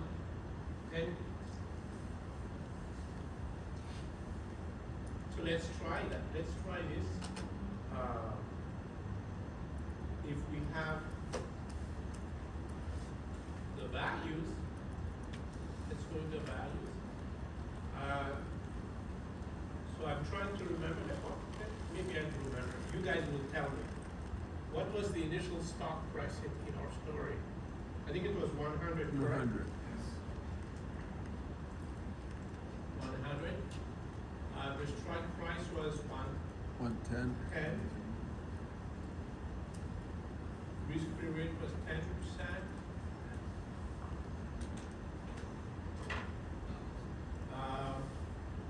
Volatility, I just said, was 17.23%.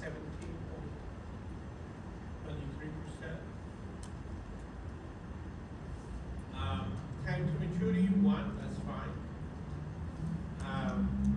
And we only had one step, correct? Right? And so when I'm pressing enter, then you do see that the call price is 6.06. Right? And by the way, we learned that if this were a put option, oh, hold on. Actually, I need to change this to European. Right? So it's still 6.06, but the put option, you see, it's 5.59.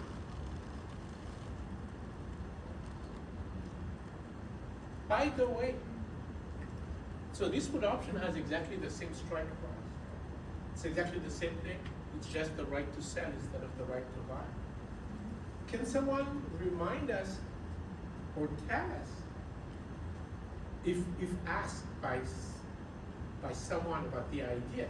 If you know, let me put it this way. These are European options. If you know the value of a call option, can you compute the value of a put option?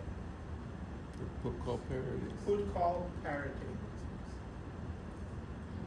Put call parity. Right? By the way, you see the derived quantity. Instead of pointing on the board for everyone on one, let's just do this.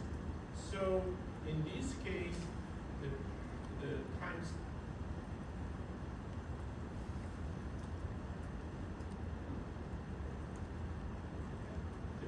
steps. It's just one, right? Just one step. The add factor, how do we know? Because that's the formula we're using. right? Let's go, it's F2. Right? So the app factor is exponential of sigma, which is C9, right? Times square root of the length of the step, and the length of the step is F6. Huh? It's not. It is available. It should be. Right? 10 and 11.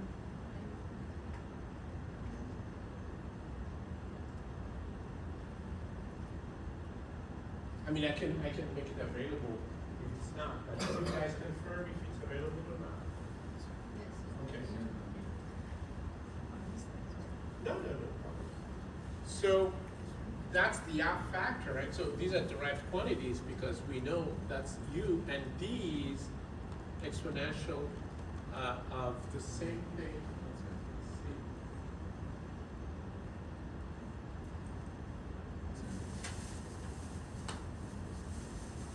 It's the opposite, right? It's the inverse, right?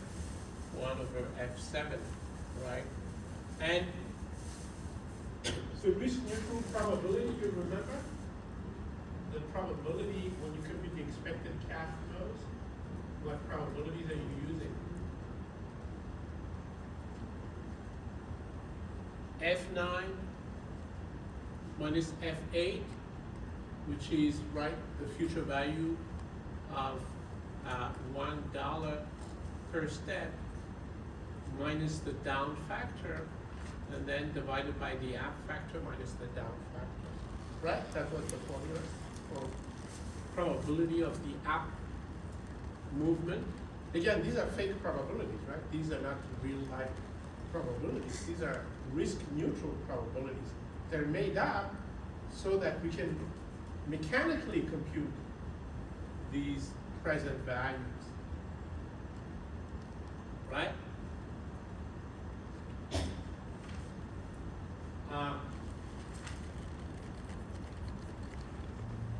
And maybe one last thing I want to show you here.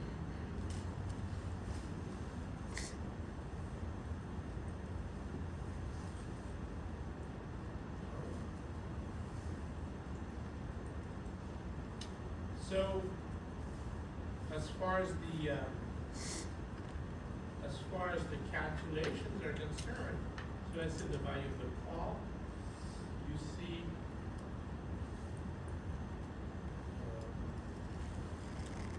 yeah, you see it there, right? It's on this particular sheet, the calculation sheet, cell B106, right? So the formula does not look pretty because that's not the point. I just want to show that you see, you can still distinguish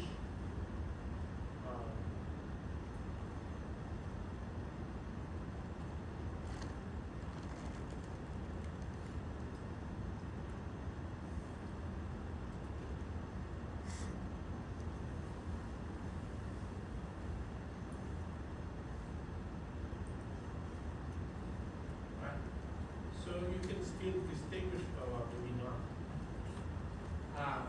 You can still see here F10, probability of the app movement, and 1 minus F10, which is the probability of a down movement, right?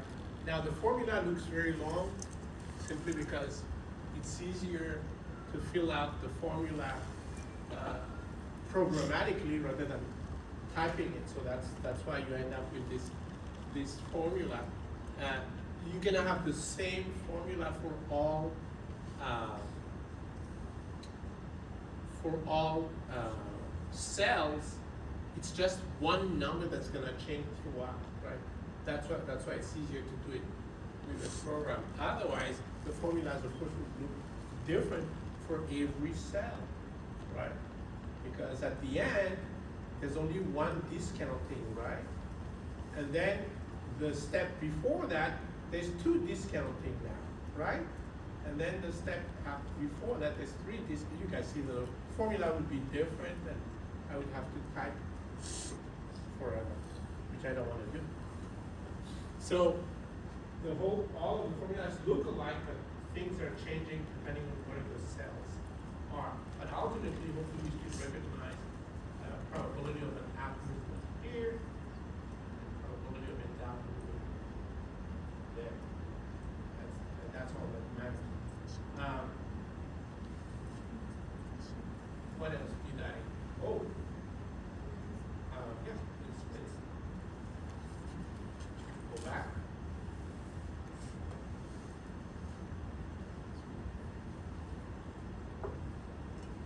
So maybe we get better accuracy if we increase the number of steps. Again, like I said, it's for a whole year. And you only use one binomial step. You say there's only two possibilities for the whole year for the stock price to move. Right? Does not sound serious. So let's make it a little bit more serious. And let's use the maximum that I could come up with, which is 99 steps.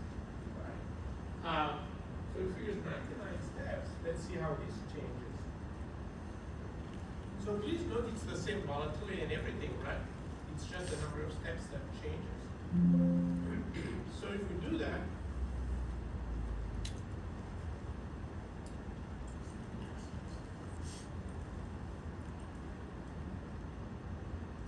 going back here, I'm going to change this one.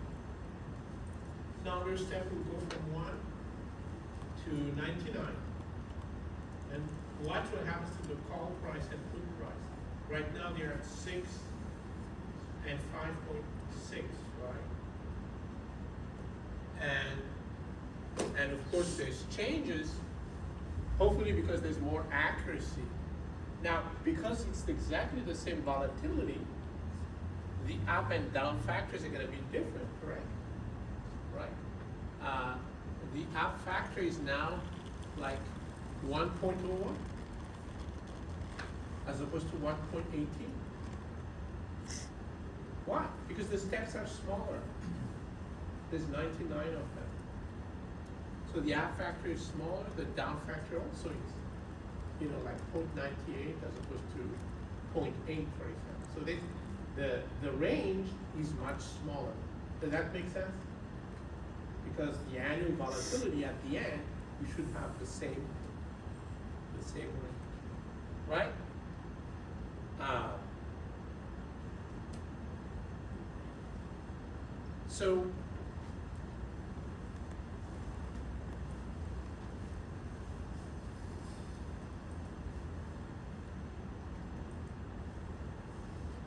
So basically, the binomial model can be used, of course, and that's what we did to price European options. However, and this is critical, right? And this is why this is a popular method. We can use it also to price American options. So what is the difference between pricing a European option and an American option? Here it is. So it's the same as in we work from the future into now, right? Starting with the end of the life of the option. And why? Because that's the time when we know for sure what the values of the option will be, right? Because we know what the value of the stock will be. So we work backward. But in addition to computing the value of the call option as the present value, right, of future cash of the cash flows in the following step, like we did before, that value is no longer going to be the value of the option. That's just going to be one value known as continuation value. In other words, it's the value of the option. We don't exercise it. That's known as continuation value. At any point in the tree, you can have those two values. Continuation value, which is the value of the option if you hold it, versus the value of the option if you exercise it. And you guys remember that's called intrinsic value. So at any point on the tree, there's always those two values. Of course, we only need one, correct? Right? Because otherwise we cannot discount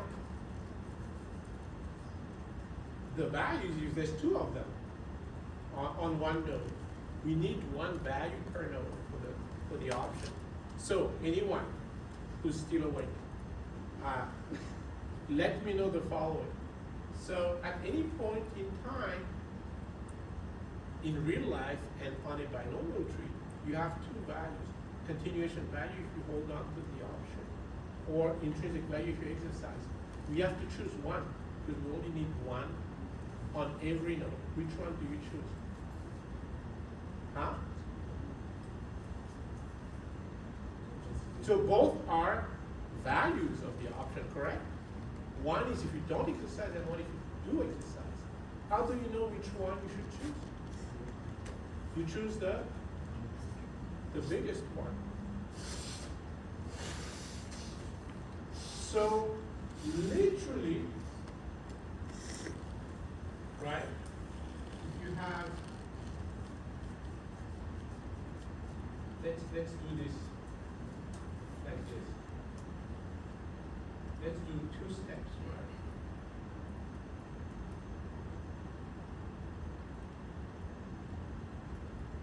So these are two steps, right? Then we know if the option is in the money or out of the money at the end, right? So we're gonna have these two cash flows, these two payoffs for the option. And the idea is you compute the average, because we have a formula for the probabilities, and then you discount at the risk-free rate and you get this, right? But here, we're gonna get the same thing. We're gonna do this. We're gonna get a value here as well, right? These values you have here, these are the values if you are holding on to the option at that point in time, correct? However, at this point in time, at that point in time, you could also decide to do what? Exercise, because it's an American option. So at this particular point in time, you always have to compare this continuation value with the intrinsic value if you exercise. Does that make sense? And of course you choose the highest. And by the way, in English, you know what that means? It means you can tell if you have to exercise there or not. That's the beauty of a binomial tree. The beauty of a binomial tree, it not only computes prices for you, it tells you when to exercise. Questions about that? So if you exercise, you should forget about the continuation value, and the value here should be the intrinsic value, correct? If you don't exercise, forget about the intrinsic value and keep this continuation value. Because at every point here, we even though there's two competing values, we need to choose one of them, period. Make sense? We need to choose one of them here, we need to choose one of them here. Why? Because once again, we have to compute the average and discount it at the risk-free rate to get this value. Right? Professor, Yeah. so I understand there are two prices. How do you decide whether to exercise? Oh, so the question is, how do we decide whether to exercise or not? So far, we've computed the present value of these outcomes, right? We've computed here. That present value is known as continuation value. That's the value of the option if you don't exercise. But if you exercise it here, you know the payoff. You know why? Because at this point in time, we have a projection of what the stock price will be. So stock price minus K minus intrinsic minus strike price, right? So that's the other payoff if you exercise. So now you have two values. Continuation value if you don't exercise, and the intrinsic value if you exercise. And you have to choose the highest. So if the highest is the intrinsic value, then you exercise. And that's the only value you record here. because you don't need two values, right? And that's my point, is when you use the binomial model for an American option, you always have two values at each node except the final node. You always have two values, continuation value and intrinsic value. And you have to choose one of them, because you cannot have two values. You can't be greedy, right? Just have to choose one. We're still gonna be greedy, we choose the highest, right? But in English, it tells us literally whether we should exercise or not. Any questions about that? So there's beauty in the binomial model. It's simpler, and it gives you a value, and it tells you when to exercise. And if you wanna do it, can we compute delta here? Yeah, because you have two option prices, right? Option up, option down. And at those points also you have two stock prices, right? Stock up, stock down. So changing the value of the option per unit change in the value of the stock price can be computed every time you have two things, two nodes. Same thing here, can you compute delta at this point in time? Yes, right? Et cetera, right? So it's a very rich environment. Of course, we need to learn more models because it's great, but because you're dealing with other people's money, telling them that there's only two possibilities every step does not sound right. Right? So it is one alternative that's used in practice, but usually we use something else in addition. Questions about the binomial model? So now we can price European options and we can price American options, right? By the way, for those of you curious, let's use the pricer again, right? And so this was the European options, right? And we all agreed that, where is it here? Well, I guess there's none, yeah.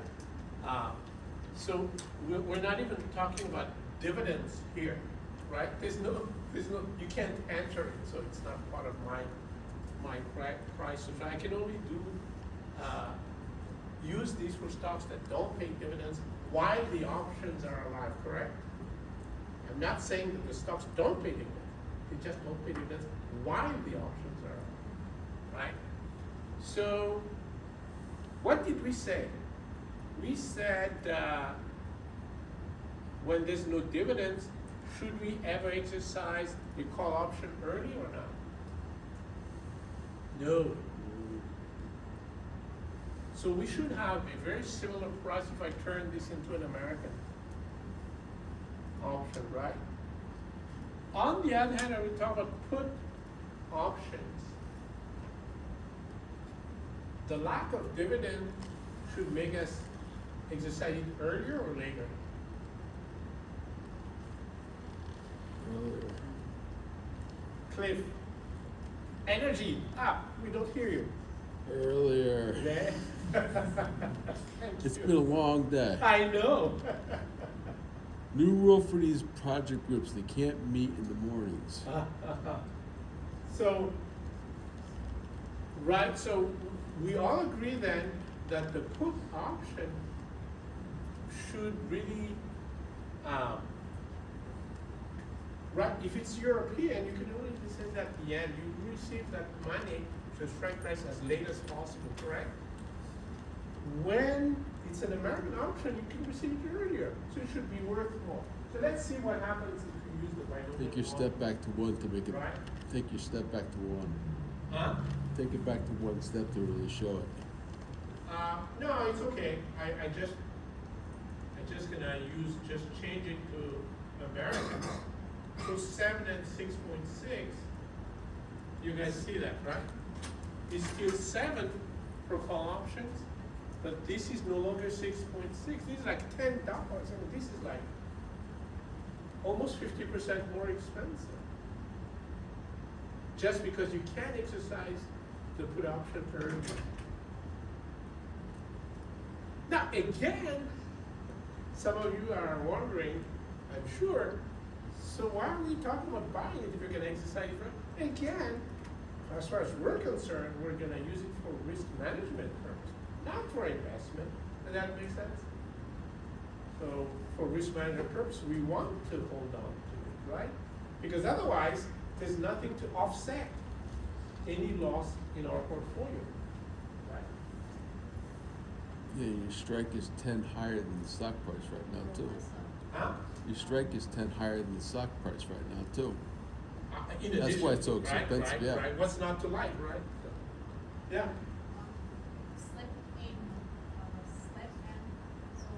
Yeah. In European, we just like, we have like two options, like, we have exercise or not. So in European, we suppose we put in one, right? So you're talking about What does this N? mean? Oh, it's the number. It's this. Good question.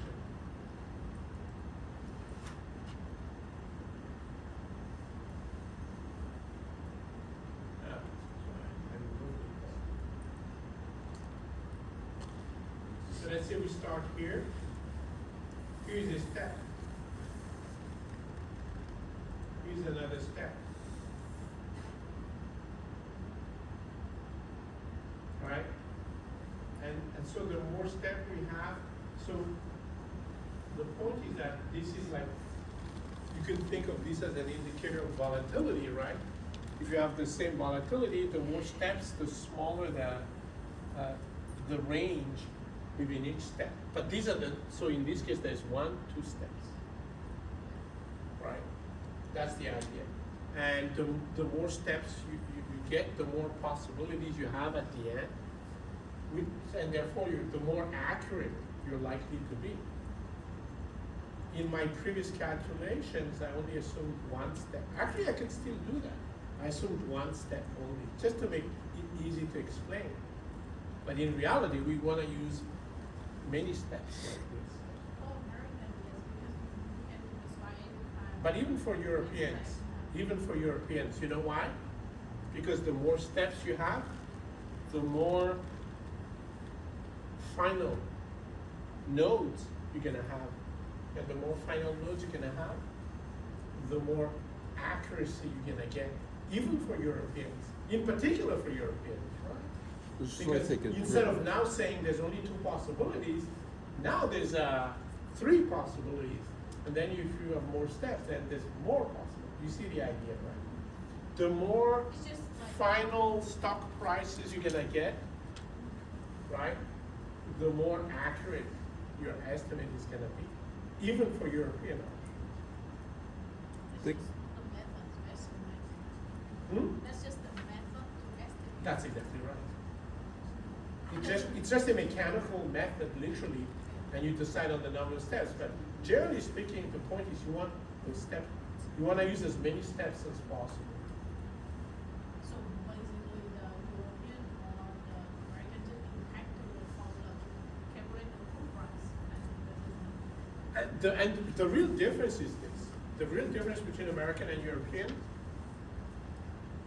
they're not here because they both require that we have as many possible outcomes as possible, as we can, so that,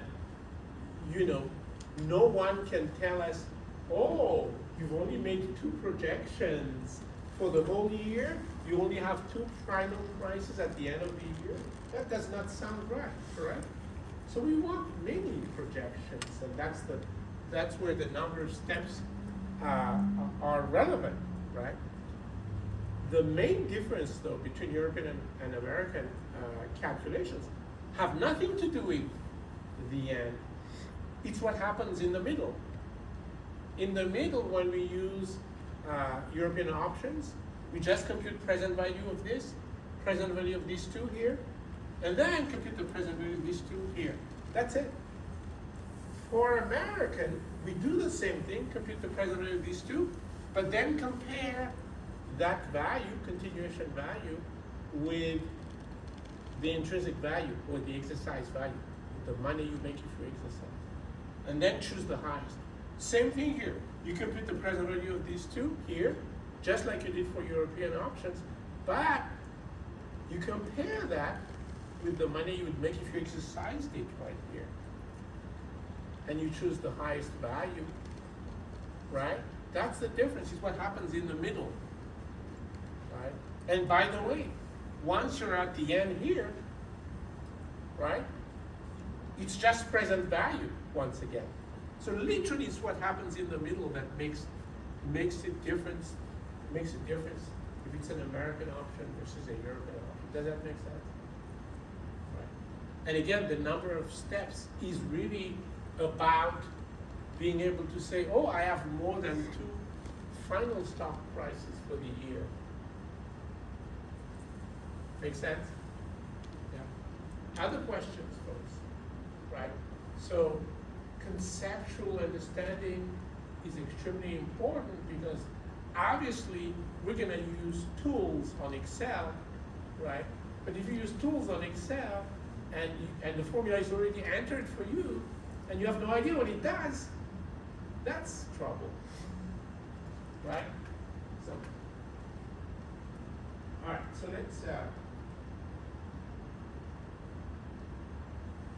let's talk about this. So what happens if you increase the number of steps so that you can probably announce to your boss or your clients, actually you've predicted almost an infinity of stock prices for the end of the year, right? Because you have so many, such a high number of steps, right? So in this example, we talk about 3 steps. So when you look at the pictures of the stock price and their probabilities, you end up with a picture like that. Then for B, we have 6, so we double the number of steps, and we have this. And then when we have, let's say, 20, we have something like, it's more continuous. You guys see that, right? It's more of a continuous probability distribution. And this probability distribution is known as a log normal. When you have like a lot of steps, we end up with a log normal probability. The stock price follows a log normal probability distribution. What does that mean? It means the following. When you take the natural log, so we talk about this picture here. When you take the natural log of the final price at the end of the year, which is not known in advance, right? But divided by the price you know now, that log has a normal band-like distribution, probability distribution. The log of the final price divided by the price now, that is normally distributed. By the way, let's say there's no dividends, just to simplify your thinking, right? What is this ratio of the end of the year stock price divided by the start of the year stock price? What would, if you have to use some other financial word, what would that ratio be? It would equal what? Essentially a risk-free rate. Almost. It's not risk-free because it's a stock, right? But I want to hear you say return or rate of return in your answer. Stock price later divided by stock price now. What is that as a function of the rate of return on the stock?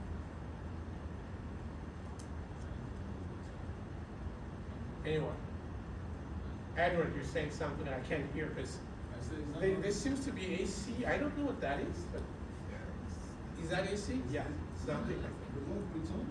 So, no, I'm just saying stock price on December 31st divided by stock price now. what is that ratio if you count the return between now and December 31st? It's gonna be 1 plus the rate of return. Literally, if you invest $1 now, then you're gonna get 110. So 110 divided by 110 divided by 100. I said $1, I said 100, that's what I meant. You invest $100, you get 110 at the end, right? 110 divided by 100 is what? 1.1, which is 1 plus the 10% rate of return, right? So that's what we have here. This is 1 plus the rate of return of the stock.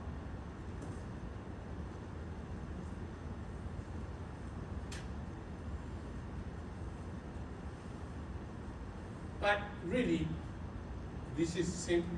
You have to understand it, but the way to remember this is just to look at it like log of the stock price ratios, that's all, right? And that's normally distributed. And that's the meaning of log normal. When you hear that the asset price is log normally distributed, that's what it means.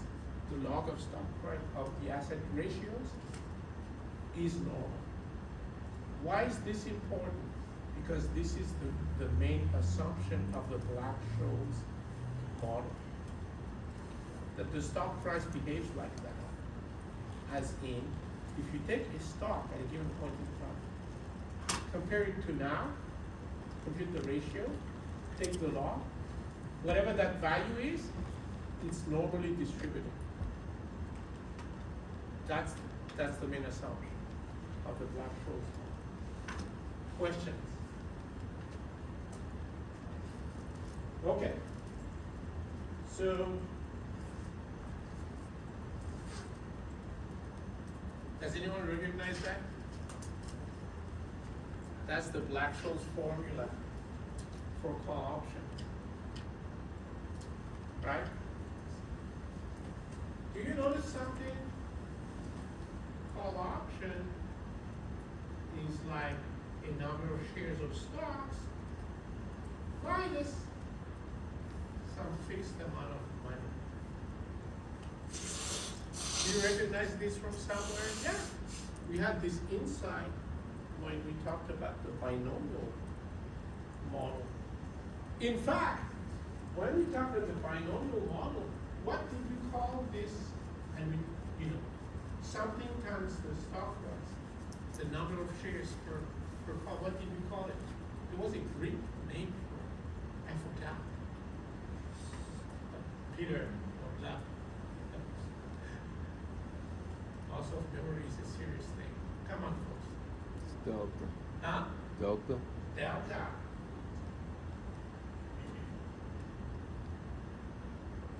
Do you guys remember seeing anything like this? There you go. Except delta and B, when you use binomial model, we solved 2 equations with 2 unknowns. Remember that story? Here we don't have to solve anything. Fisher, Black, and Merton-Scholes solved it for us. Right? So let's go through. You have to understand each term at least as a formula, right? So you know what the stock price, that this means stock price right now, right? You know that this means this is the strike price. This is the exponential function. This is the risk-free rate, right? T is the length of the option. So if it's a 1-year option, it's gonna be, T is gonna be 1. If it's a 1 semester option, T is gonna be 0.5, right? So we know almost everything except N of D1 and N of D2. So the first thing I need to explain is what in the world is D1? The D1 is this. you want me to read it out loud, I'll read it for you. Log of the stock price divided by the strike price plus risk-free rate plus variance divided by 2 times the length of the option divided by standard deviation of the rate of return of the stock times square root of the length of the option. Sounds beautiful, doesn't it? Right? That's D1. What is D2?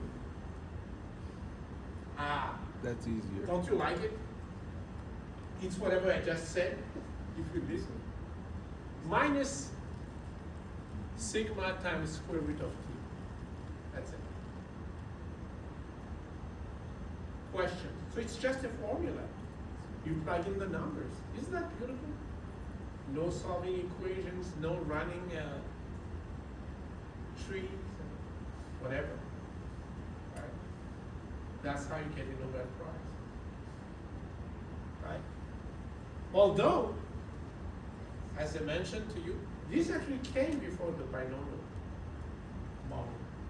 Because the binomial model was created specifically to simplify this. Right? So, okay, we can now compute a call, the value of a European call option. Let's do it. So, oh, I forgot to mention, what is N, right? That we know everything except N. Ah, what is N? Here's N, CDF of the normal distribution. right? Is so the technical name for this, of course, is the cumulative distribution function for the normal distribution, right? Some of you might have heard of it differently. This is probability of Z, right? Basically, N is this probability of this random variable. And when I say random, it's a normal standard variable. So you guys remember that, right? What is the mean of a standard normal variable? 0. And what is the standard deviation? 1. Right? So if you pick a number here, let's call it Z or D, the probability of getting a result equal to that or below, that's N. Right? That's it. So let's plug in numbers. Stock price 100, exercise price 95, interest rate 10%, length of the option, a quarter, variance, standard deviation 50% per year. What do we do first? First we compute D1 and D2, right? Because then we compute N of D1 and N of D2. Don't you love how we do it? Right? So you plug in the numbers. Then you make sure, once you have the arguments for N, you make sure you check the cumulative distribution function tables, which was used in the old days. Or you can use a lot of things like the norm disk function or norm sdisk function on Excel, and you plug in these arguments and you're gonna get the results. Right?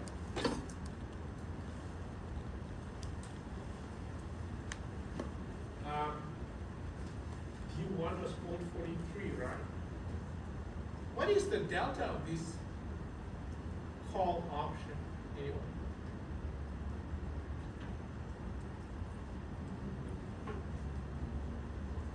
So the only way you know it is if you remember where the delta is here, right? Because a call option is the same as delta S minus, right? So delta is what? N of D1. That's the beauty of a formula. When you have a formula, you can compute derivatives, because that's what this is, right? Delta is the derivative of the call formula with respect to the stock price. It's calculus, literally. Right? So it's N of D1. It's right here. That's delta. So my question was, what is the delta of this option? And the answer is 0.664. 0.6664.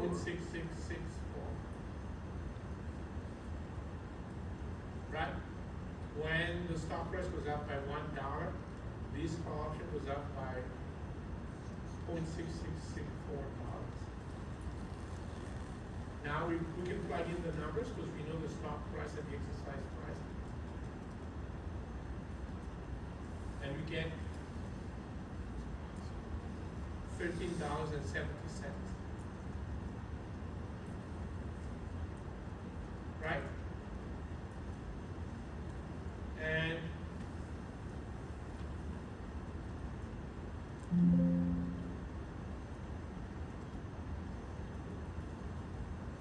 since we don't necessarily like to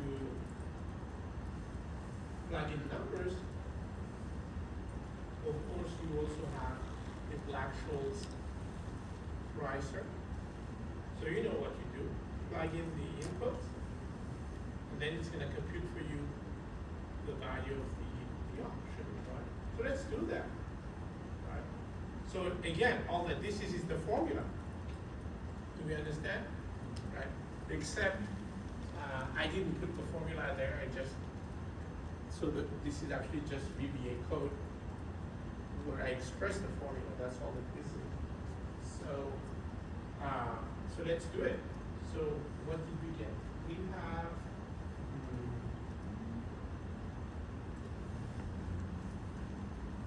let me remove this others. We have stock price at one. I'm going to ask you guys to read it. So give me the stock price in the example we just went through. 100. What was the strike price? 95. Huh? 95. Time to maturity, I think it was a quarter or something. 0.25. Yeah. So it's 0.25. Volatility, 6.666. volatility. No, I think it was 50%. I think it was 50%. Right? Risk-free rate, 10%, and there was no dividend. Right? You know, I'm going to click on run, and you get the same result, 13.6. Right? How can we get the value of the put option? This is the second time I'm asking the same question. If we have the call option of 13.69, how do we get this value of 6.34? You use Put. Cliff? No. Cliff has given us the answer. There is an equation that you need to absolutely keep in mind that links call and put options with the same strike price and same characteristics. What is the name of that equation? Put call parity. Right? So if you know the price of a call option, you use the put call parity, solve for the put value. And that's how you get it. By the way, I never, we just looked at the numbers without really looking at the magnitudes. But let's stay here for a minute. Do you notice the difference between the stock price and the price of the options? Yes. Right? You guys remember that? You remember this forever. We always had these differences throughout the session. I never stayed and made sure you guys noticed it. Options are extremely cheap, right? So for example, when you buy a call option, it's the same thing as buying what? The stocks, right? Delta numbers of the stock. But look at the difference in prices, $13 versus $100. Do you understand? Buying a put option is the same as selling delta numbers of the stock. But look at the difference in price. $6 versus $100. Now you realize why options are used not just for hedging purpose, but it's used by a lot of traders for speculative, for aggressive purpose, right? Because you need so little money to make almost the same money as if you're holding the stock. Do we all understand this? And why is this again? Because, and we talked about this last time, because any option position in the options market is a leveraged position, right? Professor, Yeah, options. Buy options, buy the stock. it's as if, yeah, it's, I should just buy the right. that is technically correct. You buy the right, but because the price goes up with the stock, literally we were talking about, and you're absolutely right, but all I'm saying is, let's remember this, right? Let's remember that a call option is maybe a 0.6, so that was the point in this case, right? 0.66 shares with some borrowed money, right? Literally, when we buy a call option, we borrow some money and we use the borrowed money in addition to a little bit of our money to invest in 0.6 shares. But even when it's 0.6 shares, the stock is 100, 0.6 is $66, right? $66, but you only pay how much? You see the idea, right? Right.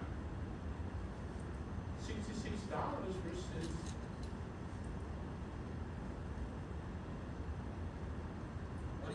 $13, right? And in the same way,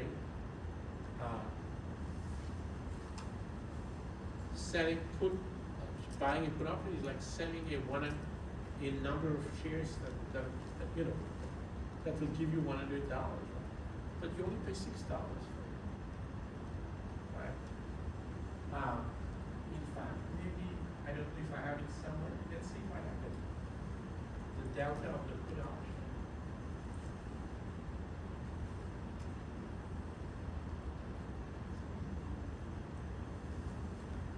Oh yeah, so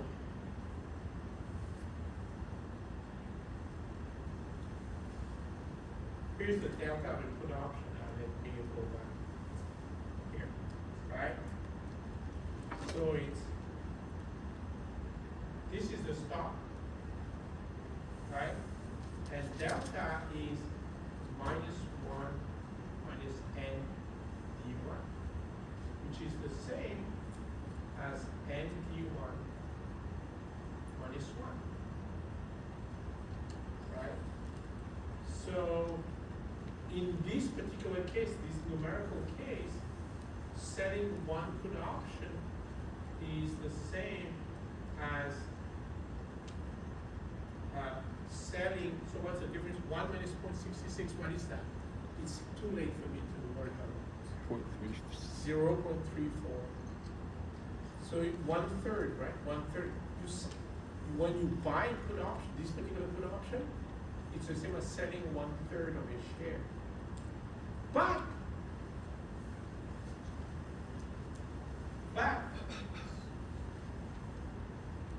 even though it's the same, how much money do you pay? Well, Here we go, right? 1/3 of a share is worth like $33, correct? It's the same as paying the money you make is the same. You get that money by paying only $6. You guys see that? So again, what's not to like from a speculative point of view? Of course, that's not what we're talking about. That's not what we should be focusing on. But it is something that we should know.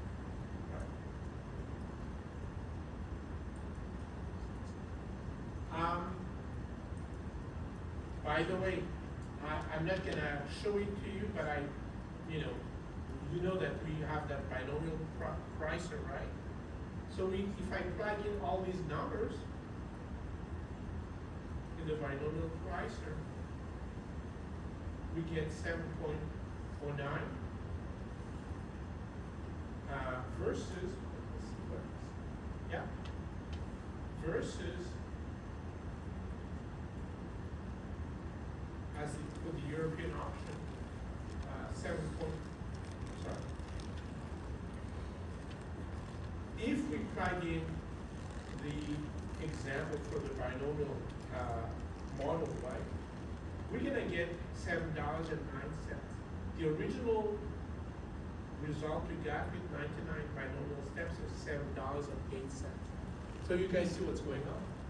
When we increase the number of steps, we get very close to the Black and Scholes result. Actually, it's 99 steps for a whole year. It's not that many, right? There's 252 trading days in a year. Think about that. It's not even half of the trading days. You guys see that? And we still get that. So that's why binomial is a great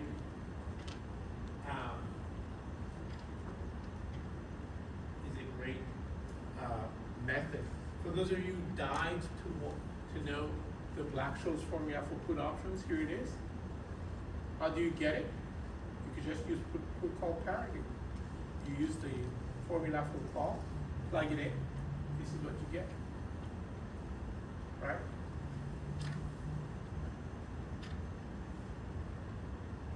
So let's talk about implied volatility. Who has ever heard of implied volatility? That's what I thought. Very few people. So you guys noticed that in the Black-Scholes formula, and maybe I want to erase it. You notice that in the Black-Scholes formula, so we have sigma, right? Which is volatility. Where is sigma here? Because it's not visible. Do you know where it is?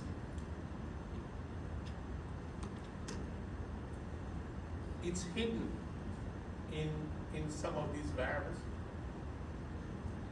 No one knows where it is? So sigma is going to be here, and it's going to be here. If you don't believe me, let's take a look.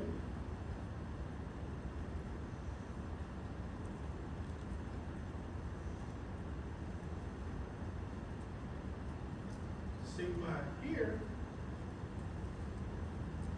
and sigma here. And what is the point? The point is, if we look at market prices, right? See, we know the market price for this call option, correct? Right? And we know all of the other parameters. What if we solve for sigma? If we solve for sigma, what that tells us is what do options traders think the volatility of the stock should be. Does that make sense? That volatility is known as implied volatility. As opposed to what? Well, remember how we computed sigma, right? You still remember that. We had historical data, right? Return. And then you literally use stdev that, what was it? Yes. S for sample on Excel. And you get, that's historical standard deviation. That's what has happened in the past. Here, implied volatility is forward-looking, because at least some traders who trade options think this should be the volatility. Do we understand the difference? Right? So once you understand this, then let's talk about it. It's very useful. It's a very useful concept. Right? So first, when you compare the historical and the implied volatility, the first use of it is it's a way of checking, because we know volatility increases, higher volatility means higher prices, right? So basically intrinsic volatility is a proxy for price. So basically, when you compare the intrinsic volatility with historical volatility, you're comparing, you can use it as a way to say that the option is overpriced or not. So if the implied volatility is over here, and the historical volatility is over here, it's very likely that that option is overpriced. Does that make sense? Right? So that's the first use of intrinsic volatility. Edward, speak up, I can't hear you. Yes, I said, so always the historical volatility is always below the implied No, volatility. not always, not always. I'm saying that they should be comparable, because they're supposed to be measuring the volatility of the same return. Same return. Yeah, they should be equal, in fact.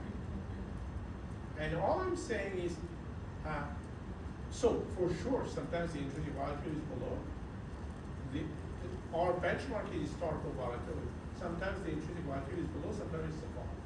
And what I was saying is that for sure, if it's way above, then that is overpriced, right? That's what I was saying. But of course, sometimes we're lucky, right, and it's below historical volatility, right? If it's different, ask yourself why. Huh? If it's different, ask yourself why. Absolutely, absolutely. Something else you need to know, especially at 8:20 at night. 9:20. You should know about the volatility smile.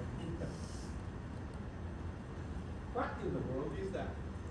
Well, so we now know what implied volatility is. Again, is the volatility that you solve for if you take the options prices as given by the market prices. Then you can solve for sigma. One equation with one unknown. The volatilities, it turns out that implied volatilities tend to be high when the options are deep out of the money or deep in the money. And they tend to be low at the money. So remember, right? At the money means the stock price and strike price will be the same, so the payoff will be zero, right? Deep out of the money, well, the option is useless. And deep in the money, whoa, open up the bottle of champagne, right? So those are the meanings of these things, right? So why is that? So there's many explanations, but some of the ones that we need to retain, because we're really interested in hedging rather than speculating. So one good explanation is, and this tells you actually what you should be doing, by the way. So, you know, intrinsic value is higher for put options that are deep out of the money, right? Deep out of the money meaning that their strike price is low compared to the stock price, right? Why is that? Because it turns out a lot of people buy deep out of the money just to make sure they don't lose. Let's say, how much is Tesla? Can someone check that now? 343. Huh? 343. $343, right? and maybe the strike price for this put option is 200, I'm exaggerating. Very deep out of the money, right? But what's the point of buying that? And that's the point here, right? It turns out people, a lot of finance operators are buying these options. Why? For insurance. Stop loss. They just want to make sure that their Tesla holdings will not sell below $200. You guys see that? So they're willing to pay more for that. Now, remember, because it's deep out of the money, the price in absolute terms is very low, correct? All right. But when you look at the intrinsic value, it's actually high. So even though that price is, even though it's very cheap, it could be even cheaper. But it's not because it's popular for hedging purposes. Does that make sense? Yes. All right.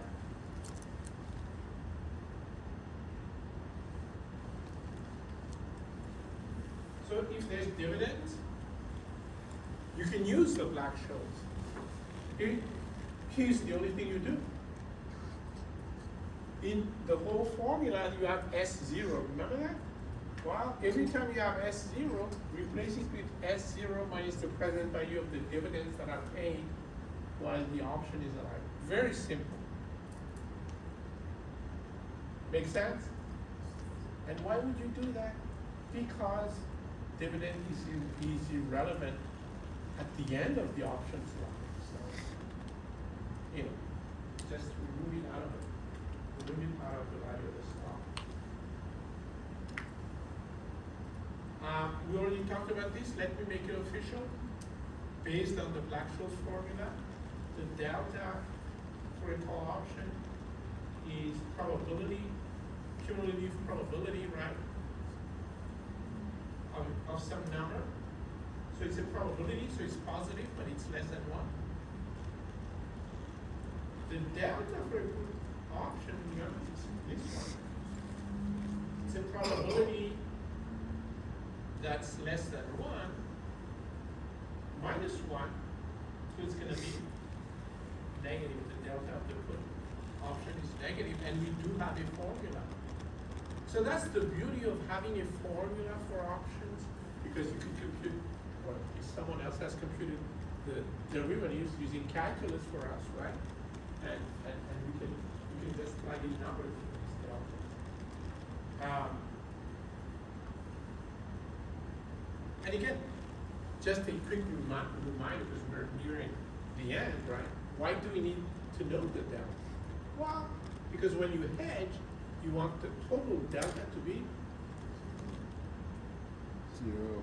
So if you know this delta is negative 0.33, then you're gonna need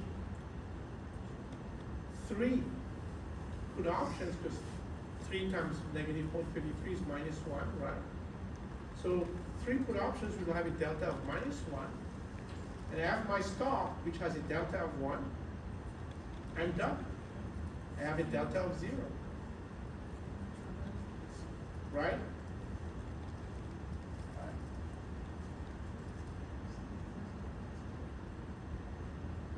Okay, so in this picture, it's a call option. It's got a delta of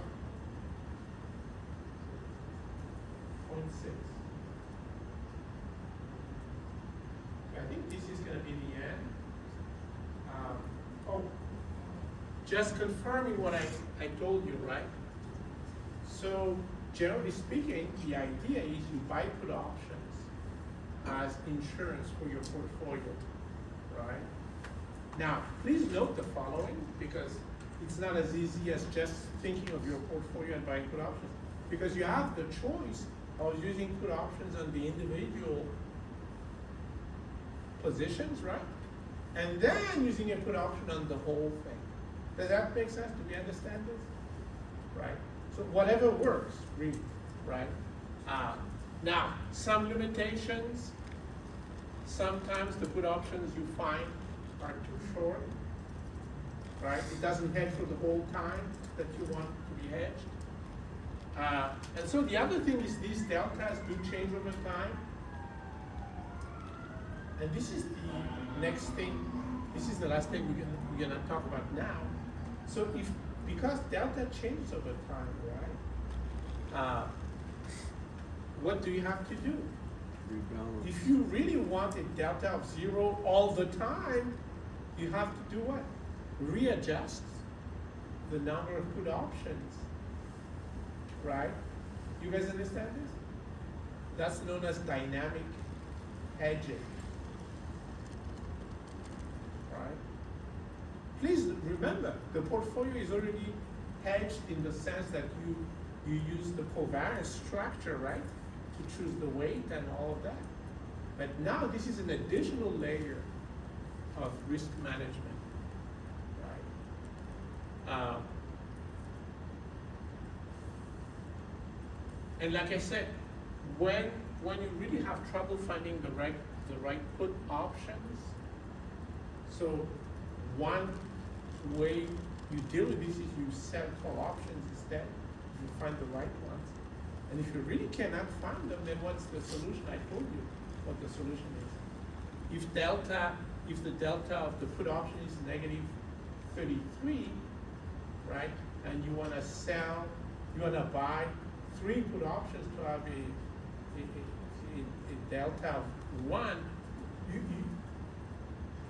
if you wanna buy 3 put options, like selling the whole portfolio. Maybe you do not want the delta to be 0. Maybe you want it to be something slightly positive, but not totally 0.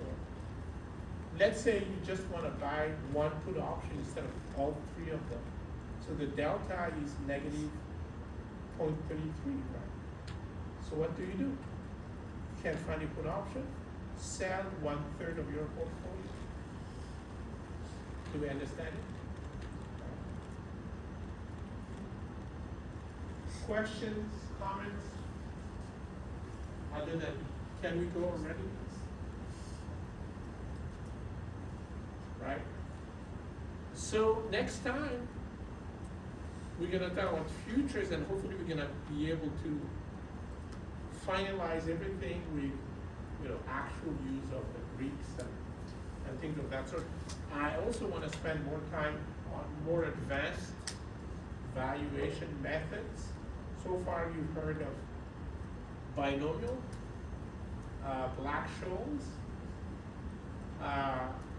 Next time, hopefully you'll hear about simulations. We could use simulations to come up.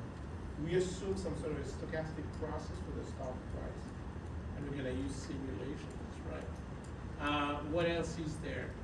We can use, there's a formula actually for American options. It's an approximation formula.